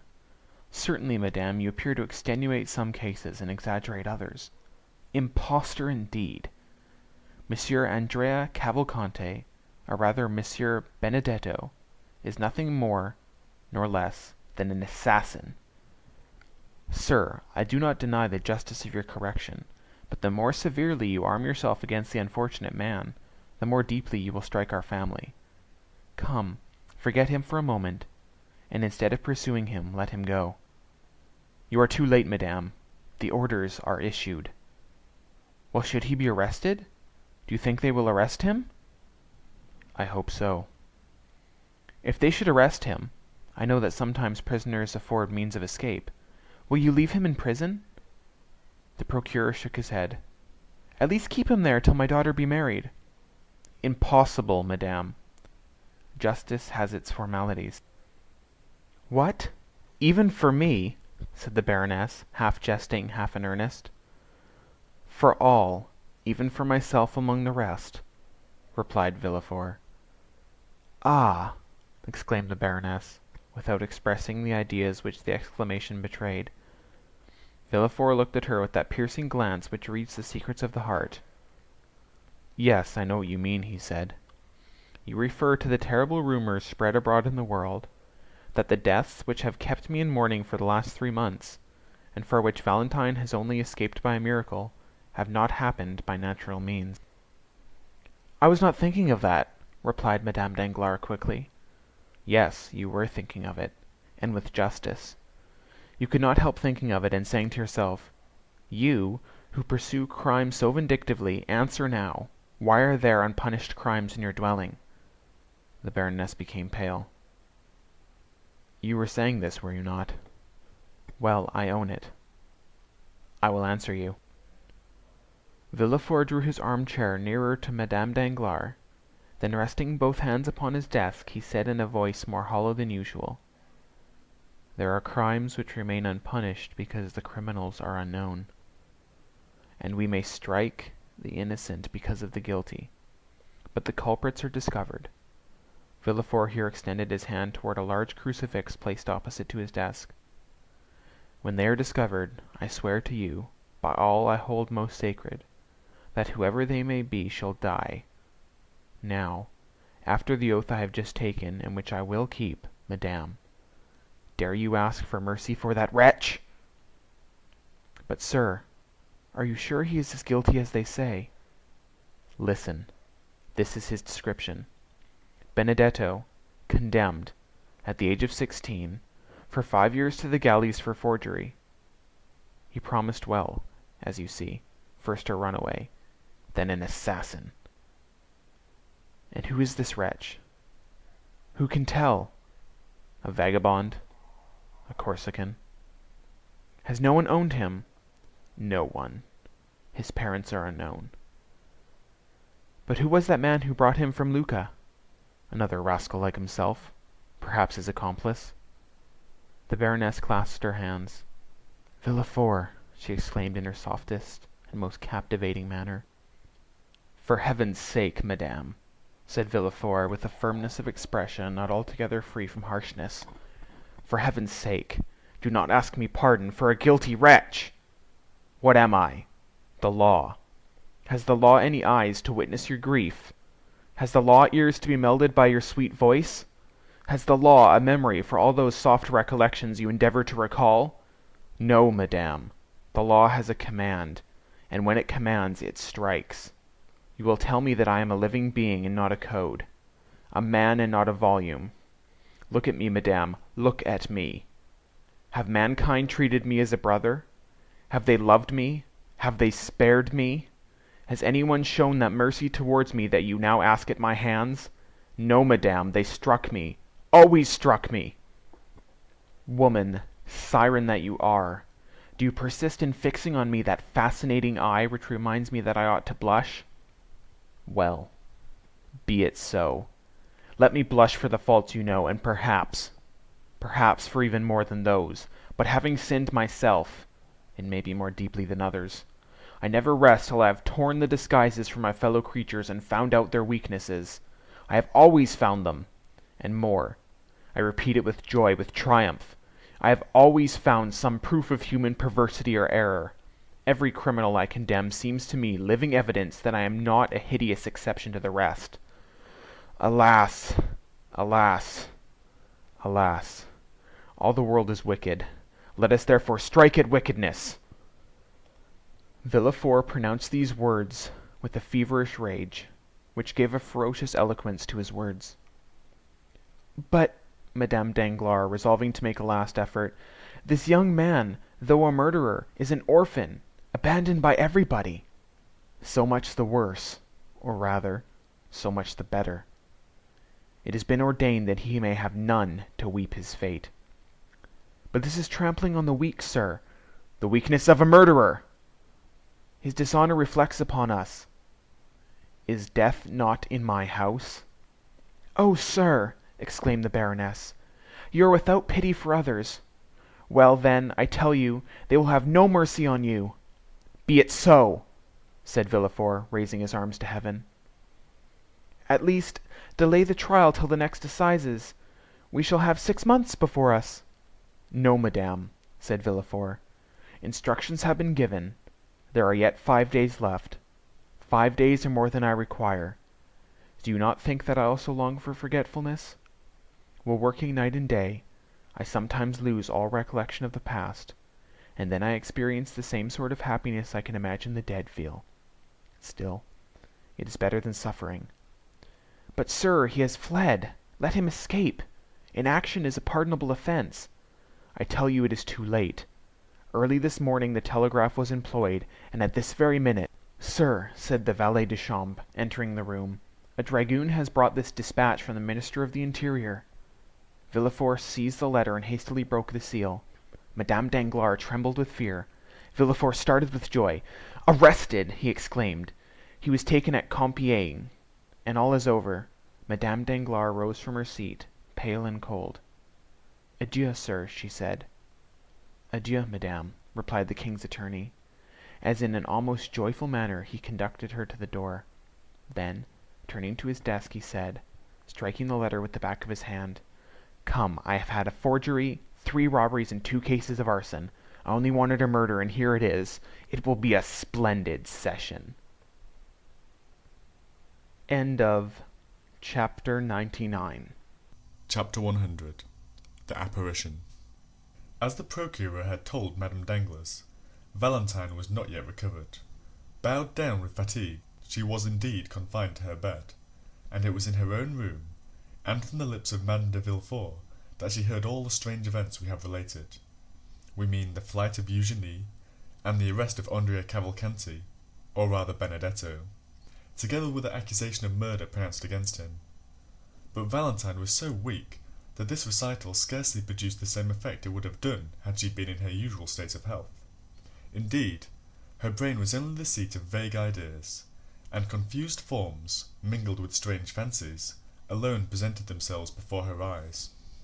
During the daytime, Valentine's perceptions remained tolerably clear, owing to the constant presence of Monsieur Noirtier, who caused himself to be carried to his granddaughter's room, and watched her with his paternal tenderness. Villefort also, on his return from the law courts, frequently passed an hour or 2 with his father and child. At 6 o'clock, Villefort retired to his study.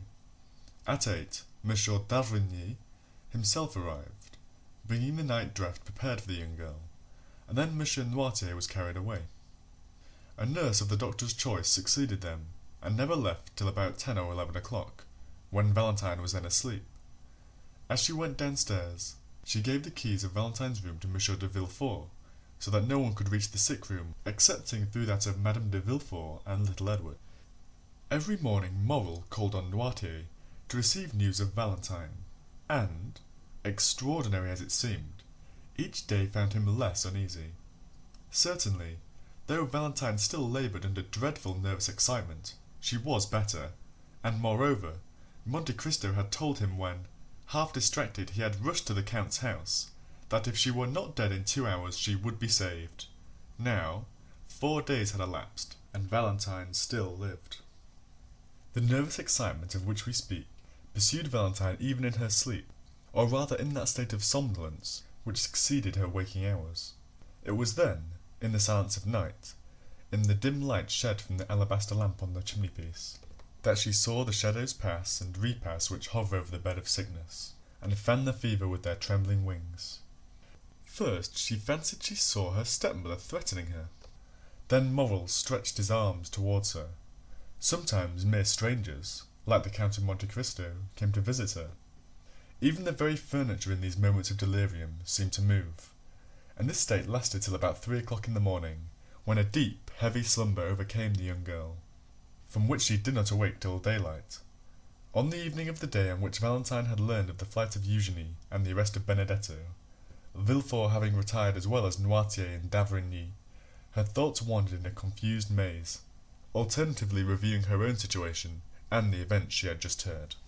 11 o'clock had struck. The nurse, having placed the beverage prepared by the doctor within reach of the patient, and locked the door, was listening with terror to the comments of the servants in the kitchen, and storing her memory with all the horrible stories which had for some months past amused the occupants of the antechambers in the house of the king's attorney. Meanwhile, an unexpected scene was passing in the room which had been so carefully locked. 10 minutes had elapsed since the nurse had left. Valentine, who for the last hour had been suffering from the fever which returned nightly, incapable of controlling her ideas, was forced to yield to the excitement which exhausted itself in producing and reproducing a succession and recurrence of the same fancies and images. The night lamp threw out countless rays, each resolving itself into some new form to her disordered imagination, when suddenly by its flickering light Valentine thought she saw the door of her library, which was in the recess by the chimney-piece, open slowly, though she in vain listened for the sound of the hinges on which it turned. At any other time Valentine would have seized the silken bell-pull and summoned assistance, but nothing astonished her in her present situation. Her reason told her that all the visions she beheld were but the children of her imagination, and the conviction was strengthened by the fact that in the morning no traces remained of the nocturnal phantoms, who disappeared with the coming of daylight. From behind the door a human figure appeared, but the girl was too familiar with such apparitions to be alarmed, and therefore only stared, hoping to recognize Morrel. The figure advanced towards the bed, and appeared to listen with profound attention. At this moment a ray of light glanced across the face of the midnight visitor. "It is not he," she murmured, and waited, in the assurance that this was but a dream, for the man to disappear or assume some other form. Still, she felt her pulse, and finding it throb violently, she remembered that the best method of dispelling such illusions was to drink, for a draught of the beverage prepared by the doctor to allay her fever seemed to cause a reaction of the brain, and for a short time she suffered less. Valentine, therefore, reached her hand towards the glass, but as soon as her trembling arm left the bed, the apparition advanced more quickly towards her, and approached the young girl so closely that she fancied she heard its breath, and felt the pressure of his hand. This time the illusion, or rather the reality, surpassed anything Valentine had before experienced. She began to believe herself really alive and awake, and the belief that her reason was this time not deceived made her shudder. The pressure she felt was evidently intended to arrest her arm, and she slowly withdrew it. Then the figure, from whom she could not detach her eyes, and who appeared more protecting than menacing, took the glass, and walking towards the nightlight held it up, as if to test its transparency. This did not seem sufficient. The man, or rather the ghost, for he trod so softly that no sound was heard, then poured out about a spoonful into the glass, and drank it. Valentine witnessed this scene with a sentiment of stupefaction. Every minute she had expected that it would vanish and give place to another vision, but the man, instead of dissolving like a shadow, again approached her, and said in an agitated voice, "Now you may drink." Valentine shuddered. It was the first time one of these visions had ever addressed her in a living voice, and she was about to utter an exclamation. The man placed his finger on her lips. "The Count of Monte Cristo," she murmured. It was easy to see that no doubt now remained in the young girl's mind as to the reality of the scene. Her eyes started with terror, her hands trembled, and she rapidly drew the bedclothes closer to her. Still, the presence of Monte Cristo at such an hour, his mysterious, fanciful, and extraordinary entrance into her room through the wall, might well seem impossibilities to her shattered reason. "Do not call anyone. Do not be alarmed," said the Count. "Do not let a shade of suspicion or uneasiness remain in your breast. The man standing before you, Valentine, for this time it is no ghost, is nothing more than the tenderest father and the most respectful friend you could dream of." Valentine could not reply. The voice which indicated the real presence of a being in the room alarmed her so much that she feared to utter a syllable. Still the expression of her eyes seemed to inquire, "If your intentions are pure, why are you here?" The Count's marvellous sagacity understood all that was passing in the young girl's mind. "Listen to me," he said, "or rather, look upon me, look at my face, paler even than usual, and my eyes, red with weariness. For 4 days I have not closed them, for I have been constantly watching you, to protect and preserve you for Maximilian." The blood mounted rapidly to the cheeks of Valentine, for the name just announced by the Count dispelled all the fear with which his presence had inspired her. "Maximilian!" she exclaimed, and so sweet did the sound appear to her that she repeated it. "Maximilian! Has he then owned all to you?" "Everything. He told me your life was his, and I have promised him that you shall live." "You have promised him that I shall live?" "Yes." "But, sir, you spoke of vigilance and protection. Are you a doctor?" "Yes, the best you could have at the present time, believe me."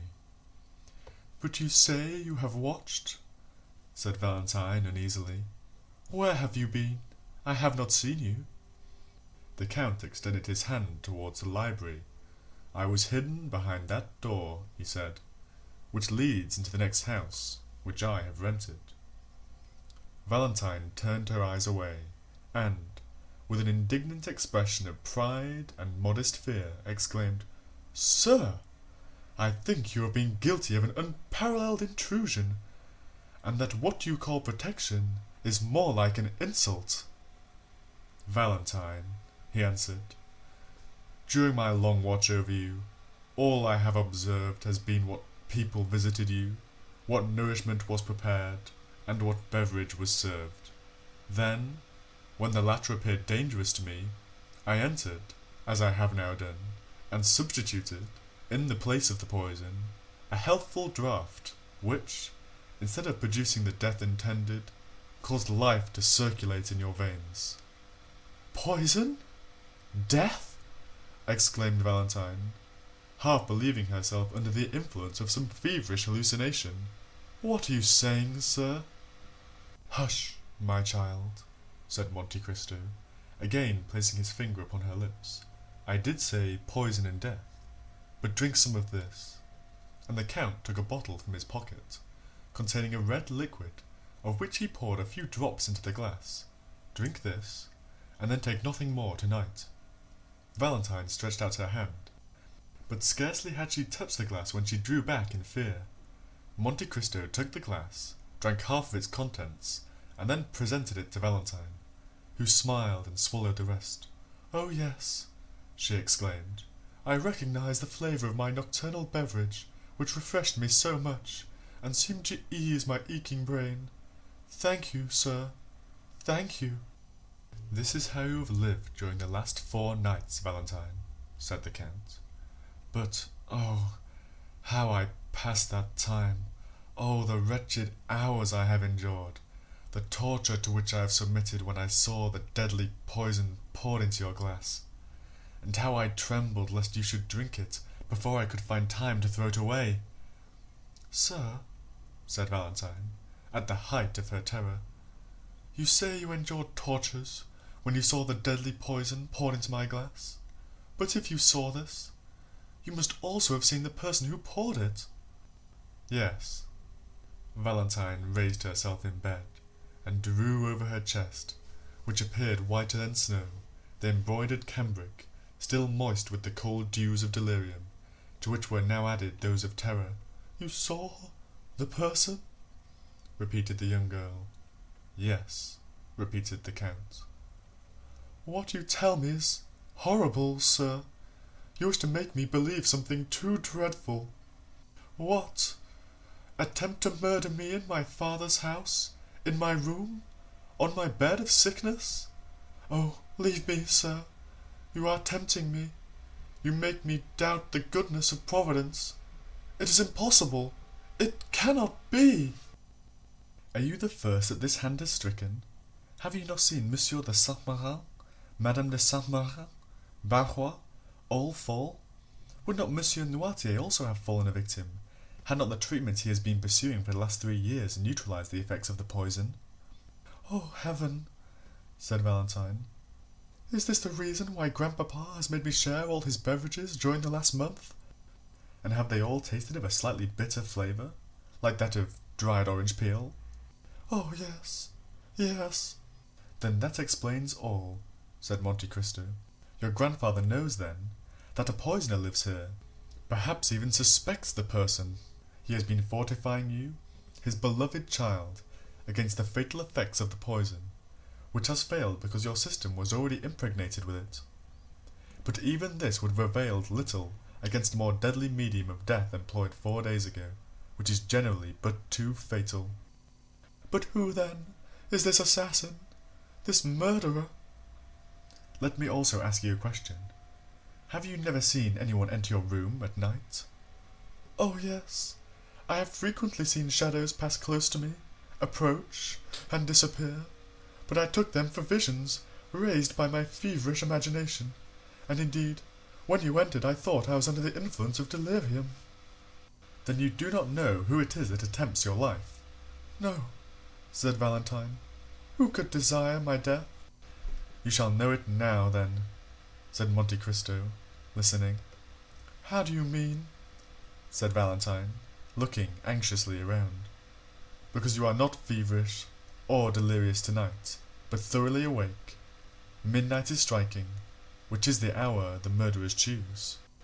"Oh, heavens!" exclaimed Valentine, wiping off the drops which ran down her forehead. Midnight struck slowly and sadly. Every hour seemed to strike with leaden weight upon the heart of the poor girl.